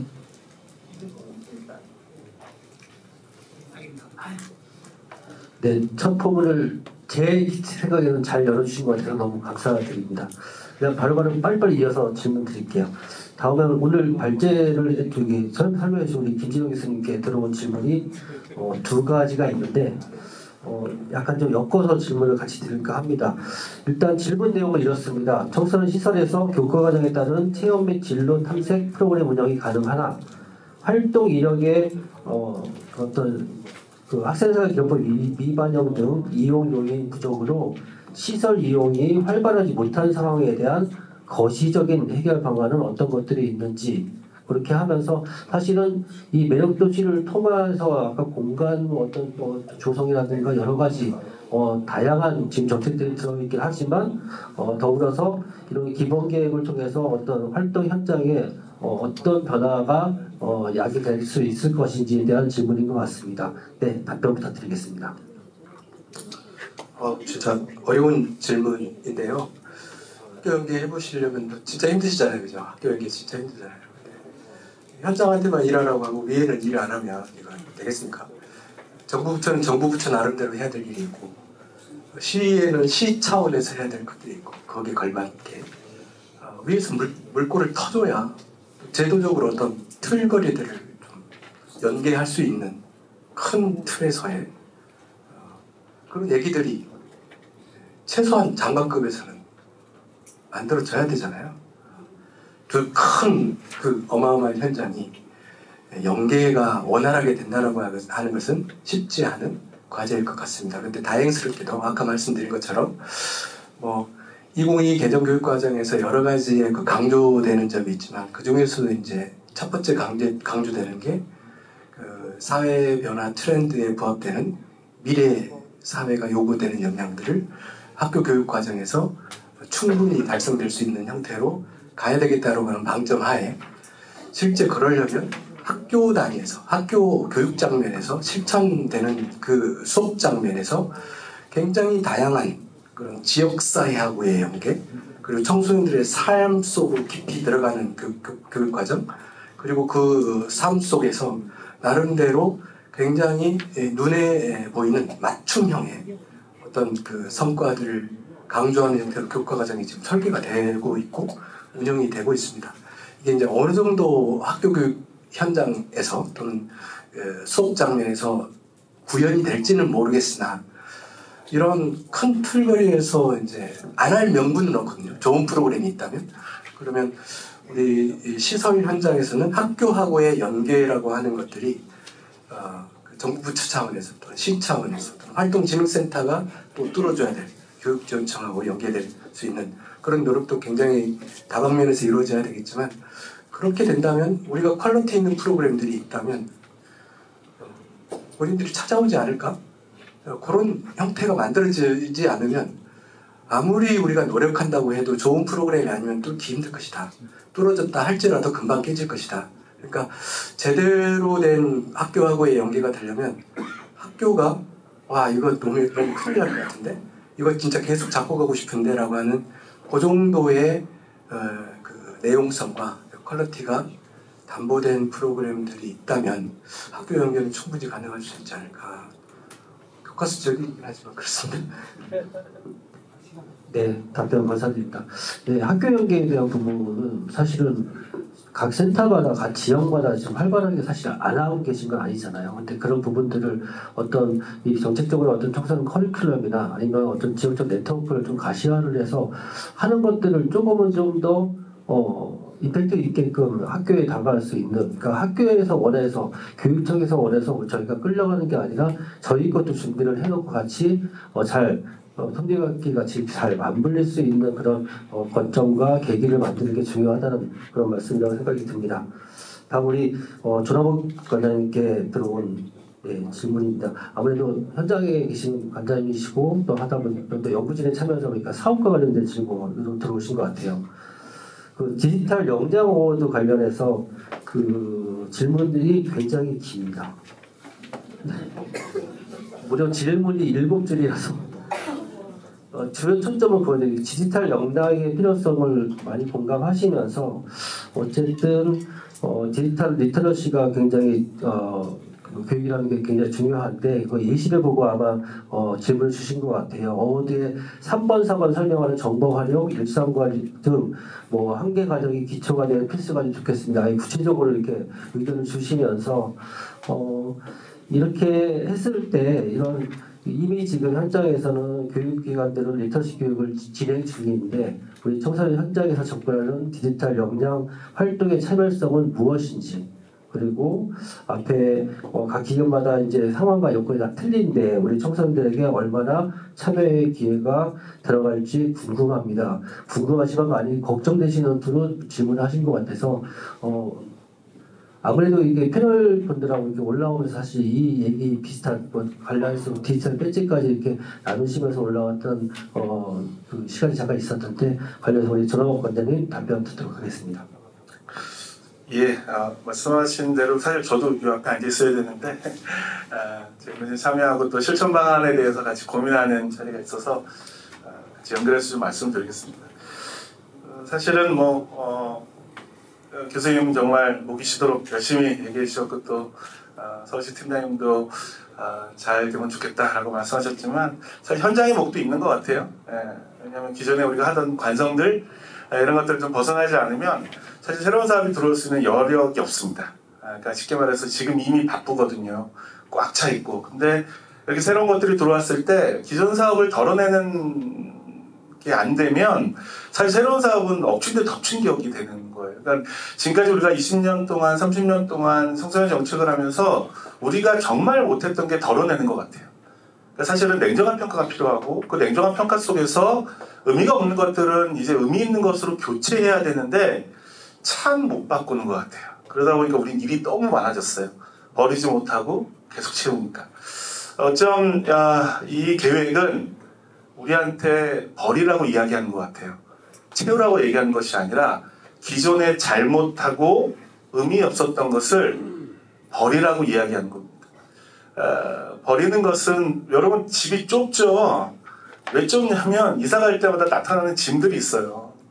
나도 모르는 짐들이 쌓여 있어서 집은 좁은 겁니다. 우리 센터에 있는 사업들 중에 전 냉정한 평가가 필요하고 그 냉정한 평가 속에서 이제 새롭게 이전 것은 좀 덜어내고 새로운 것을 어떻게 할까에 대한 출발이 이 계획이 아닐까라고 기대를 해봅니다. 지금 디지털 역량에 대해서 질문 주셨는데 학교도 2022 개정교육과정에 이게 되게 중요한 영역으로 들어가 있습니다. 아까 김정희 씨 학교 연계 다음 이야기하셨지만 학교 연계하려면 사실 이런 거 해야 돼요. 왜냐하면 학교가 다 못하는 영역들이 있어요. 그러니까 계획이 굉장히 중요하게 들어갔다는 것은 교육과정 내에서 다양한 인프라와 지원이 필요한데 학교가 다 하지 못하겠다는 뜻도 있습니다. 근데 우리가 제일 잘하는 게 뭐냐면 디지털 역량 중에서도 디지털 교육이나 이런 것이 아니라 일상에서 활용하는 아이들에게 돌려주는 것들이에요.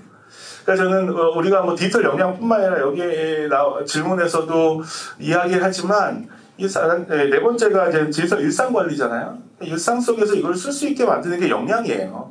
그러니까 역량은 감정이 아닙니다. 역량은 진짜 할 수 있어야 되거든요. 디지털 역량으로 할 때 학교와의 차별성 또는 뭐 지속교육과의 차별성은 아이들한테 그것을 진짜 할 수 있도록 만드는 게 우리 역할인 것 같아요. 왜냐하면 우리는 교육과정처럼 얽매이지도 않고요. 아이들을 공평해야 된다라는 중압감도 없고요. 그 아이들의 모양 그대로 어떻게 받아들이고 성장시키느냐가 우리가 할 수 있는 가장 큰 강점들입니다. 그런 것들을 디지털 역량 교육에도 포함한다면 전 충분히 차별성도 가질 뿐만 아니라 학교에서 오히려 심화과정 내지 전문과정으로 우리가 연계할 수 있는 지점들을 충분히 찾아내고 그것들이 우리가 지금부터 준비하고 해야 될 것이 아닐까 생각하는데 문제는 인프라와 전문성이에요. 이거는 쉽지가 않습니다. 그래서 이런 부분들이 이제는 지능센터나 서청협 차원에서 좀 이제는 뭐 교육도 좀 하지만 저는 전문가 인력풀 같은 것들을 좀 구성해서 지원하면 어떨까. 왜냐면 직원들을 교육시켜가지고 다시 이 사업을 하기에는 너무 시간도 많이 걸리고 트렌드가 바뀝니다. 그렇다면 전문가 풀을 갖고 있고 그걸 지원하는 사업들 이렇게 연동을 해서 현장에 맞춤형으로 전문가들을 파견해 준다면 실제로 이 사업이 실효성 있게 움직이지 않을까 이런 생각도 같이 덧붙여보겠습니다. 네. 네, 답변 감사합니다. 사실 이게 디지털 역량 어워드 같은 경우 아까 우리 김진호 교수님 설명하셨듯이 사실 약간 성취포상제의 모습과 그 다음에 디지털 역량 강화라는 그런 테마를 가지고 또 약간의 좀 활동 인증과는 약간 좀 하는 사실상 이게 바로 시행하기에는 사실 이 어떤 프로그램을 초급 단계에 줄지 어떤 이런 것들을 어떤 저희끼리 어떤 합의도 좀 필요하고 그리고 실질적으로 여기 이 활동을 통해서 길러지는 어떤 역량에 대한 그런 합의가 좀 필요한 그래서 약간의 이제 초반 단계에 그런 연구와 그 합의가 좀 필요한 과정이 좀 필요한 이런 게 보니까 같이 이제 같이 만들어 가실 기관들과도 또 이렇게 어떤 공유들이 먼저 좀 필요한 부분이 아닌가 좀 싶습니다. 네. 그리고 우리 서창남 회장님께 질문 들어온 게 마찬가지로 두 가지가 들어있는데 묶어서 질문 드리겠습니다. 일단은 아마 기본계획 관련해서 어떤 서청협에서는 어떤 역할을 해주시고 어떤 준비가 또 되어 계신지의 기본적인 질문과 함께 아마 그 디지털 전환 뭐 여러 가지 데이터 관련하다 보니까 어떤 매력도시 관련된 사업 실적 취합이나 유스내비와 연계한 참가자 모집 등 활동사업의 편의를 위한 전자운전 시스템 핸디의 기능 개선이나 역할에 대해서 준비하고 계신 게 있으신지 이렇게 질문이 들어왔습니다. 예, 답변 부탁드리겠습니다. 예. 아주 짧은 시간밖에 되지 않은 아주 따끈따끈한 서청엽 회장입니다. 그러다 보니까 지금 뭐 이렇게 오랜 시간 준비하면서 만들어진 이 그 매력도시 2기 이 기본 계획이 너무 잘 만들어졌다라는 걸 오늘 또 다시 한번 이렇게 들으면서 느껴졌고, 또 김진영 교수님 설명이 워낙 디테일하게 설명을 하셔서 아마 현장에 지금 오늘 이 자리에서 듣는 분들도 좀 더 이해가 좀 더 빨리 되지 않았을까라는 생각이 듭니다. 이 질문 내용 사전에 받은 거 맞죠, 진짜? 하신 분 오셨나 뭐 어쩐지 모르지만, 네, 오픈할 수 있습니다. 지금 뭐 현실적인 답변을 드리면, 사실 팩트를 드리면 이건 준비 시간이 굉장히 많이 필요하고 예산 문제가 사실 뭐 이렇게 반영되지 않은 거, 청약 차원에서 진행할 수 있는 부분은 어려움이 사실 있습니다. 뭐 잘 아시겠지만 이 기본계획 안에서도 디지털이라든가 데이터 관련된 이 사업들이 여러 가지가 많이 지금 묶여져 있고, 이 사업들이 활성화되기 위해서는 잘 만들어진 유스네비가 활성화되고 활용할 수 있는 이 제일 좋은 방법이긴 하나, 예산이 잘 엮여져서 만들어져야 되는데 형식적인 어떤 이런 예산 투입만 이루어지다 보면 사실 좀 저희가 원하는 이런 아마 질문자가 원하는 답변이 만들어지지 않을 거라는 생각이 드는데, 기본적인 거는 서청엽 차원에서 이 유스네비와 유스네비도 마찬가지지만 유스네비 하나뿐만이 아니라 이 전자문서와도 연계되는 부분이 발생을 할 겁니다. 회원들들 안에 있는 회원들의 어떤 실적 관리나 이런 부분도 같이 병행해서 발생될 문제들이 있기 때문에 결국은 이 기본계획 안에서 이루어져야 될 데이터 관련 사업, 데이터 표준화 관련, 그 다음에 또 디지털 활용에 관련된 부분들, 이런 것이 다 병행해서 이루어진다라고 좀 볼 수 있을 것 같습니다. 그래서 어떤 형태가 됐든 2기 안에 이 사업이 잘 이루어질 수 있도록 저희 서청엽 차원에서 함께 할 수 있도록 최대한 노력을 하겠다라는 걸 좀 말씀을 드리겠습니다. 네, 이렇게 미리 들어온 질문에 대한 그 질문 답변 드렸고요.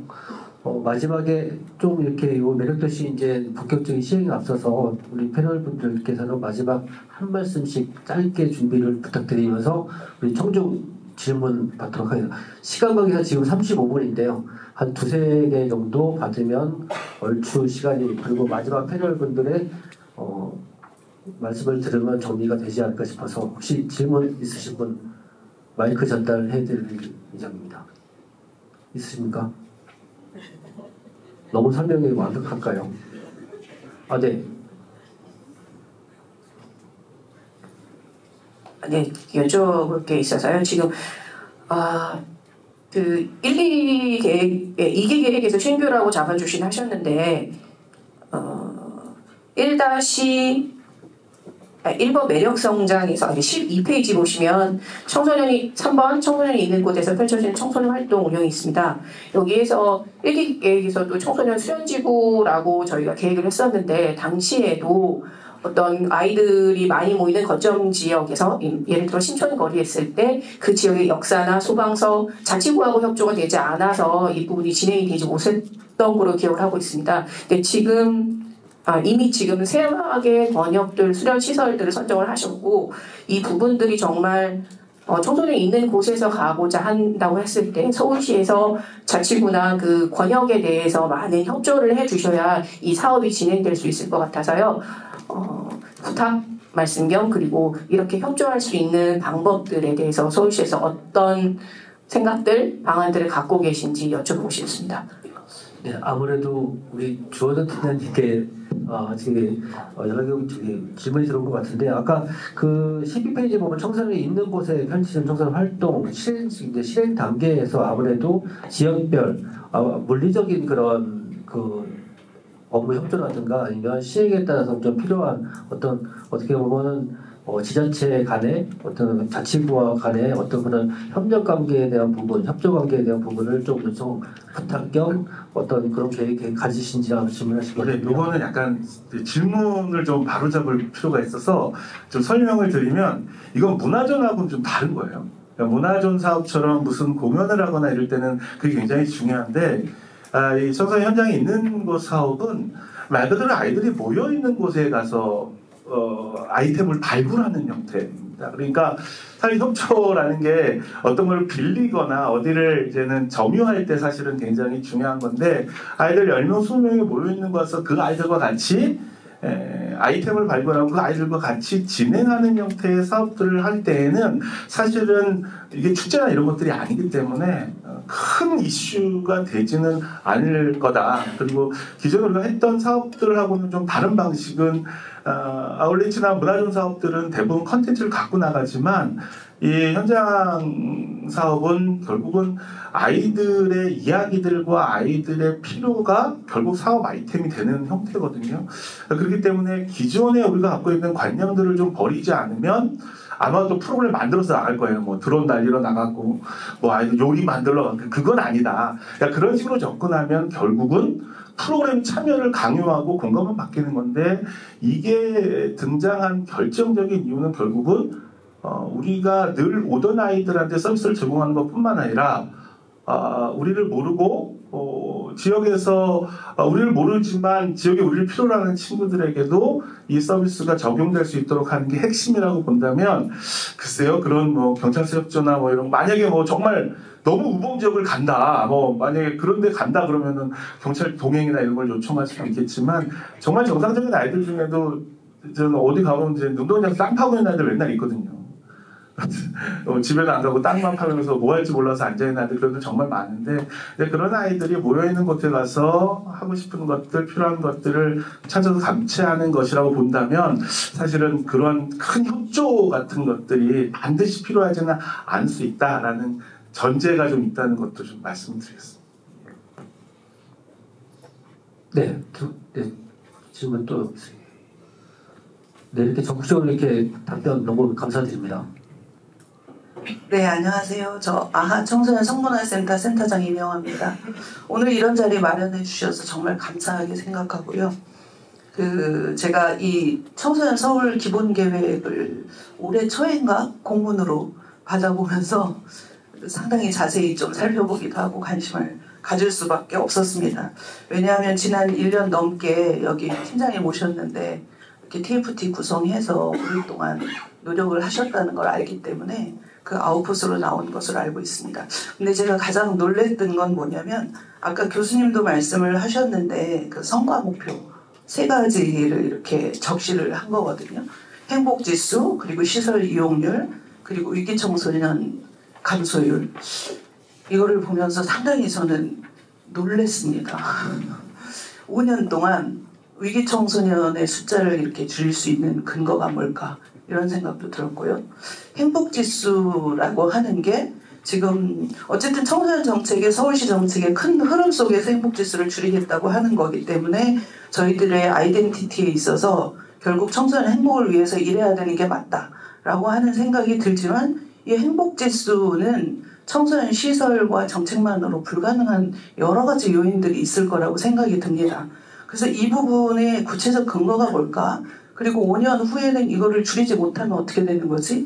이런 생각도 들었습니다. 계획을 세웠을 때는. 왜냐하면 제가 성문화센터를 만들고 거의 서울시 정책으로 20여 년 넘게 됐는데 요즘도 듣는 얘기가 뭐냐면 우리가 이렇게 열심히 하는데 왜 이렇게 성범죄는 늘어나는 거야? 뭐 이런 얘기를 하기도 하고요. 그리고 성인식과 관련된 뭐 젠더 갈등들이 늘어나고 있는데 그럼 우리는 이걸 위해서 뭘 하는 거지? 이런 생각을 하거든요. 그렇다면 이 행복지수와 위기청소년이라고 하는 요인은 청소년센터와 청소년 서울시의 정책 기본만 가지고는 어려울 텐데 행복지수 지수 요인들을 봐도 이것으로 커버할 수 없는 것들이 많다는 생각이 들어서요. 이 부분이 조금 도전적이기도 하지만 이렇게 구체적인 수치로 내놓은 근거가 뭔지 이게 좀 궁금했고요. 첫 번째고요. 두 번째는 교수님도 설명하시면서 이 제도가 그 기본 계획이 기존의 청소년 정책에서 활동, 복지, 보호 일종의 칸막이가 있었단 말이죠.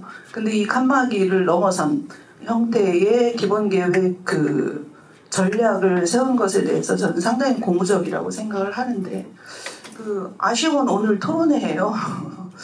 아쉬운 건 오늘 이 칸막이를 넘어섰는데 오늘 토론회는 활동 중심으로만 얘기를 하는 것에 대한 아쉬움이 좀 있고요. 이런 부분을 서청엽은 같이 좀 이렇게 넘어설 수 있도록 하는, 오늘 설명회가 활동진흥센터와 서울시라면 어쨌든 보호복지 칸막이를 넘어서서 각각의 영역 속에서 이것들이 녹아날 수 있도록 해야 되는 게 아닌가.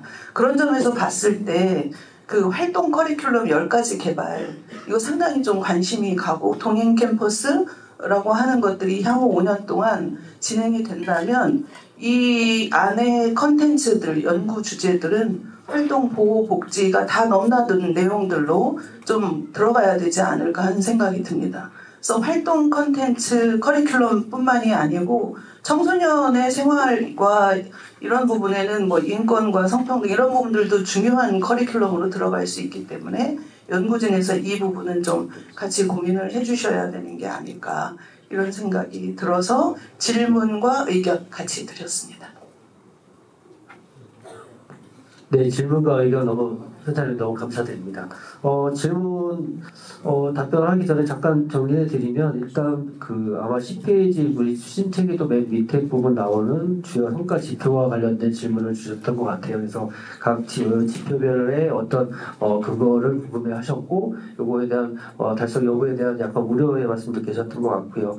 그리고 먼저 활동과 보호복지와의 어떤 그런 오늘 자리에 대한 부분에 대해서 그 부분은 잠깐 설명을 드리면, 일단은 요 자리가 사실은 활동에 대한 이미 이제 시작되고 있는 부분도 있다 보니까 약간 현장의 요구도 좀 있었었고 해서 일단은 설명이라는 이름으로 해서 저희 센터에서 이제 하고 있는 어떤 포럼이라는 사업과 맞물려서 먼저 개최를 하게 됐고 해서 영역을 뭐 이렇게 벽을 치고 하는 개념은 아니라는 말씀을 하고 알겠지만 그런 개념에서 이제 시작했던 자리가 되지 않겠습니다. 이 지표 관련해서 일단 답변을 좀 드리면 될 것 같은데, 혹시 답변 가능하실 패널 계실까요?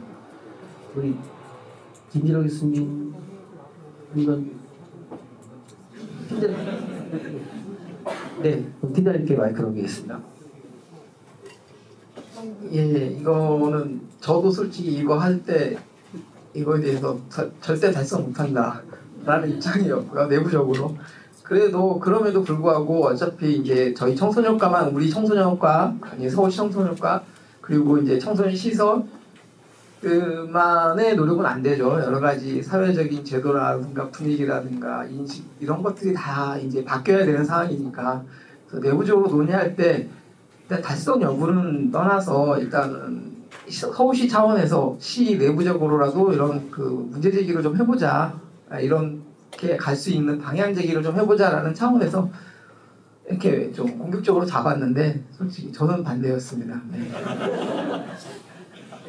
그리고 오늘 아마 활동 중심으로 하게 된 거는 이제 제 잘못도, 제 책임도 일부 있습니다. 제가 이제 그 상담하고 보호복지 같이 했으면 좋을 텐데, 이제 그러려면 이제 서청엽이 주관이 돼야 되고, 오늘은 이제 활동센터에 대한 제가 이제 이 친화도시 5개년 계획에 대해서 시작을 했으니 어떻게든 올해 성과가 일정 부분 나야 내년에도 더 탄력을 받아서 나아갈 수 있지 않겠냐는 좀 압박을 좀 했고, 그거에 의해서 우리 이제 활동진흥센터에서 이 자리를 마련하게 된 거고요. 그러다 보니까 이제 활동센터를 중심으로 자리가 만들어졌습니다. 그 부분은 이제 나중에 이제 서청엽에서 전체 연합회 차원에서 할 때 같이 이제 좀 밥을 해볼 수 있도록 그렇게 노력하도록 하겠습니다. 예. 네, 답변 감사드립니다. 혹시 더 추가 질문 계실까요? 네, 저 맨 뒤에.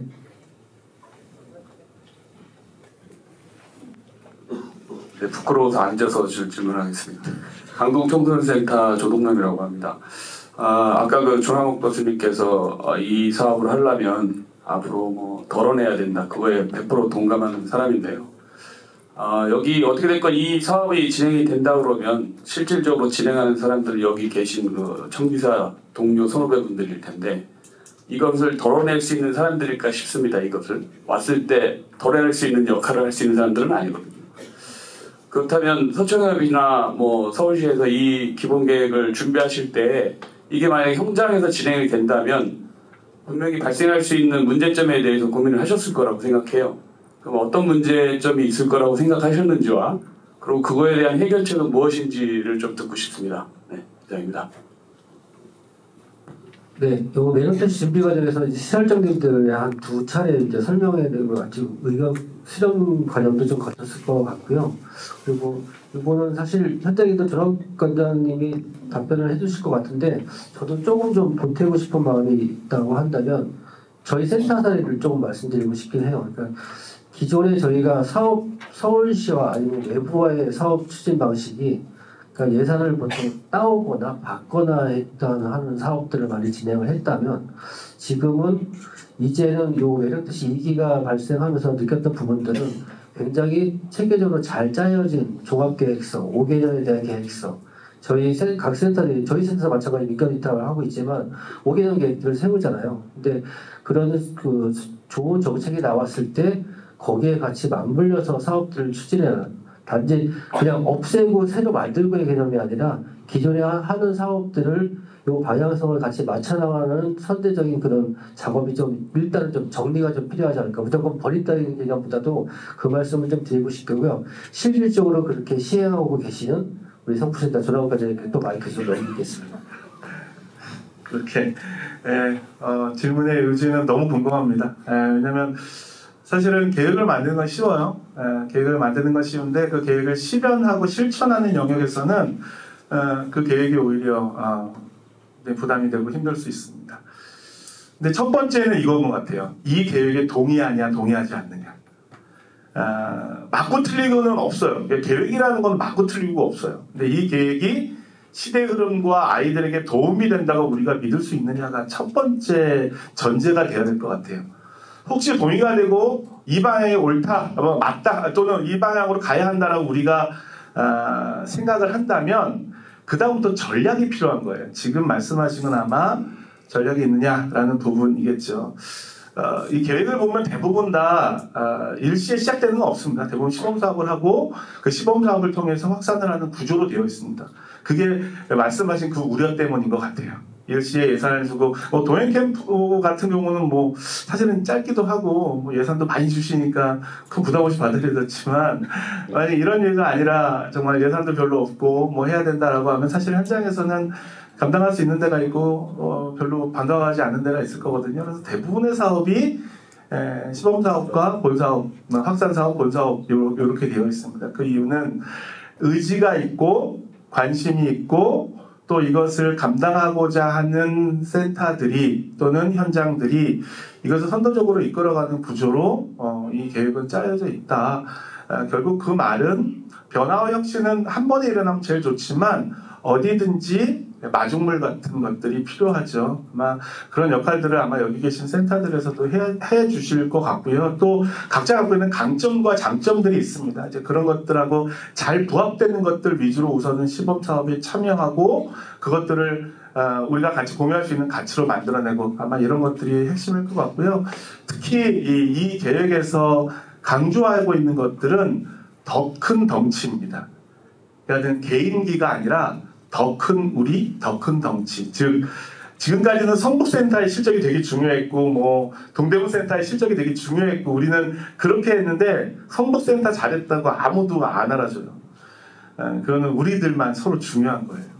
근데 커리큘럼이라든지 아니면은 뭐 이런 것들은 서울시의 실적이 이제 시작이 됩니다.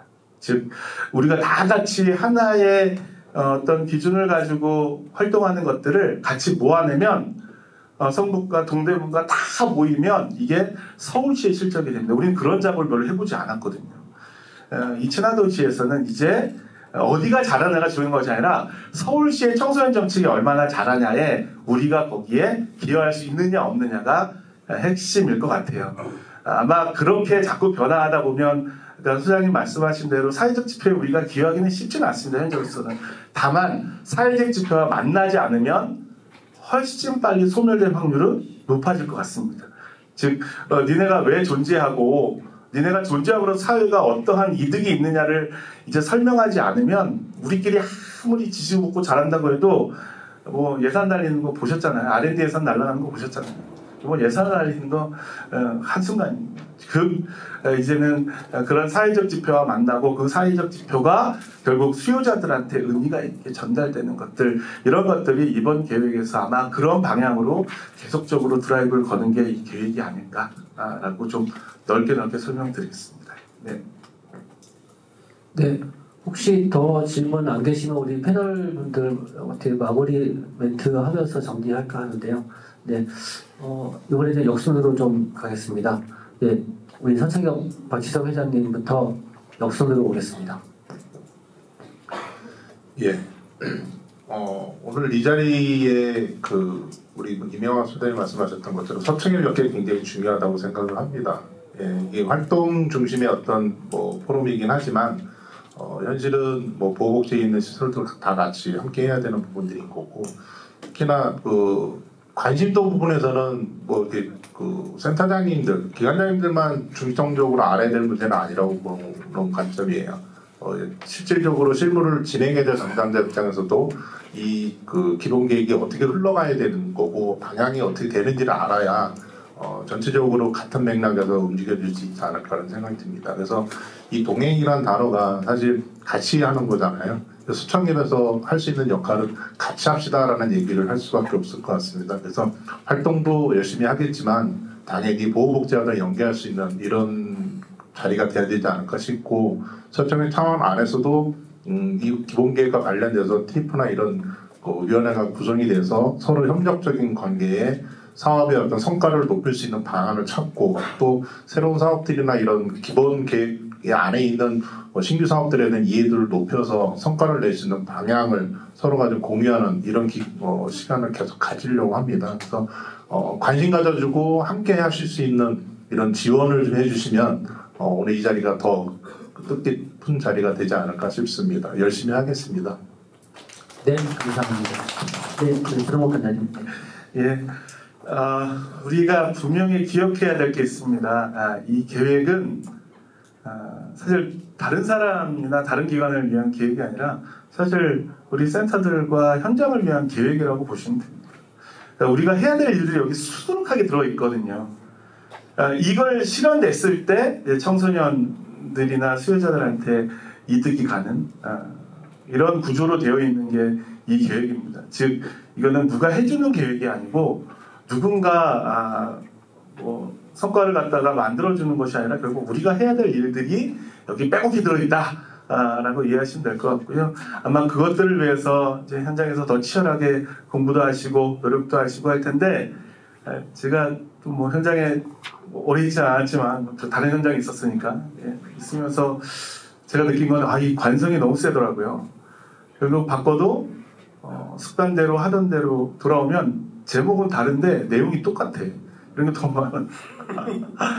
저는 이제 제목과 내용을 일치시키는 노력들, 그 뜻대로, 그 방식대로, 그 함의대로 재해석하지 않고 그 함의대로 한번 시도해보는 것. 그러니까 반드시 성공하지. 청소년 분야에 저는 가장 큰 메리트는 이게 약간 실패해도 누가 우리를 그렇게 크게 문책하는 게 없어요. 그러니까 즉 시도해보는 것에 대해 이렇게 열려있는 분야가 없는 것 같아요. 그 뜻은 우리가 얼마든지 그것에 대해서 도전할 수 있고 해보고, 또 어느 정도 실패를 하면 다시 일어서서 또 해보고 이러면서 새로운 분야를 좀 개척해내는 것들, 이런 것들이 지금 시대의 정신이 아닐까 하는 생각이 들고요. 현장에 있는 여러분들이 두려워하지 않고 그냥 해보셨으면 좋겠습니다. 그러다 보면 새로운 길이 생기고 새로운 방식들이 찾아지지 않을까, 그렇게 생각합니다. 이상입니다. 네, 말씀 감사합니다. 네, 우리 김진호 교수님. 네. 연구자가 좋은 게 연구 보고서 끝나면 절대 안 불러주니까 연구 보고서에다 하고 싶은 말 다 하거든요. 서울시는 좀 다른 게 연구했다고 지금 올해까지도 이렇게 나와서 발표를 시켜요. 네. 이게 전 되게 좋습니다. 연구가 연구로 끝나는 것을 너무 많이 봤고, 계획이 계획으로 끝나는 것을 너무나 많이 봤는데, 연구한 것이 계획으로 연결되고 계획된 것이 실현됐으면 좋겠다고. 그래서 그때 같이 논의했던 사람이 조금 더 풍부하게 고민을 좀 이야기해달라고 이렇게 불러주시는 서울시의 모습이 거기서 저는 의지를 보거든요. 하시고 싶은 게 이 마음이 굉장히 의지가 강하시구나. 사실 영혼 없이 판 벌리는 사람들 많잖아요. 근데 영혼을 가지고 계시는구나. 그리고 의지가 분명하시구나 하는 것을 느꼈습니다. 연구자 입장에서니까 실제 현장에서는 어떻게 느끼실지 모르겠지만 저는 이 과정들을 거쳐오면서 그런 생각들을 좀 많이 가졌습니다.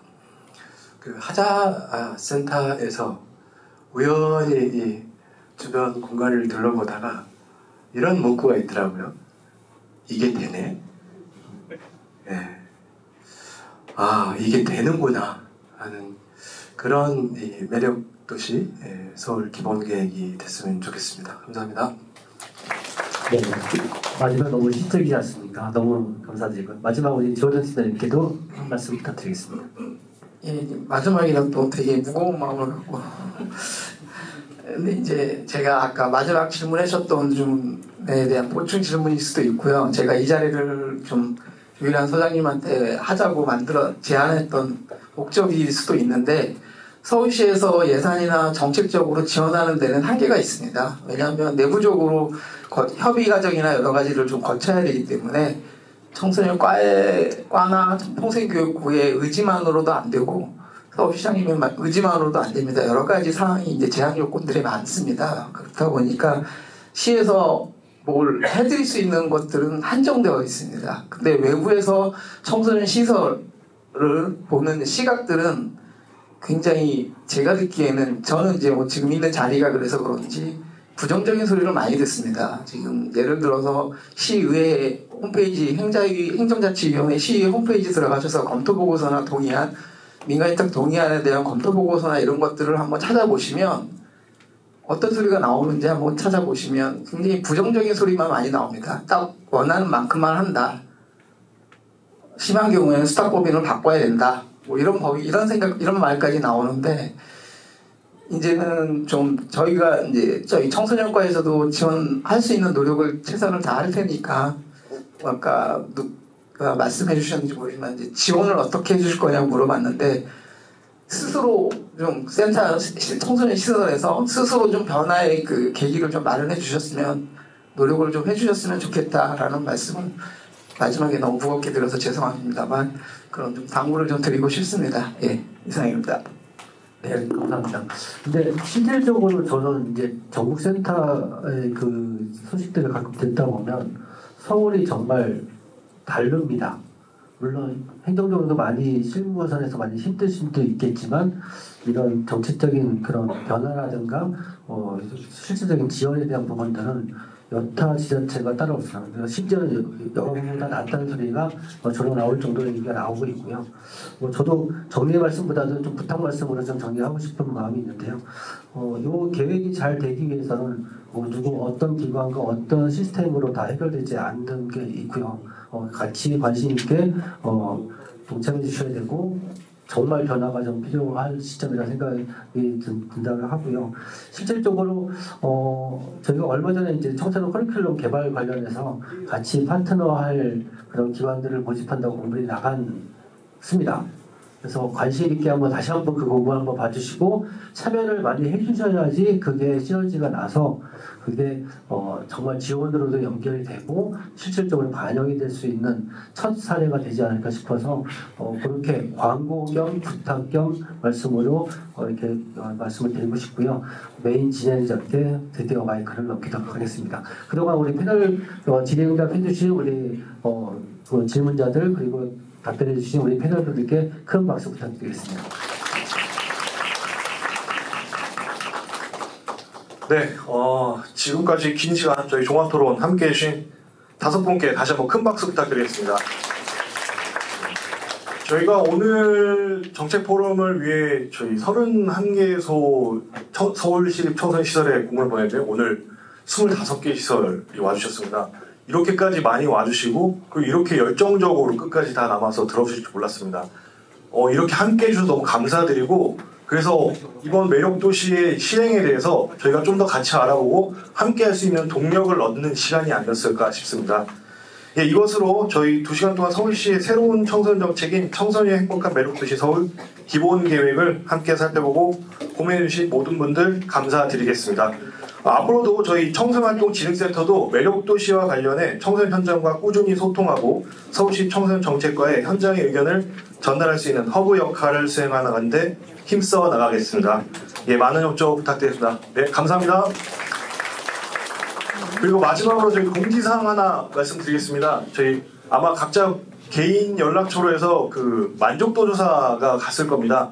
예, 만족도 조사 링크에 참여해 주시면 감사하겠습니다.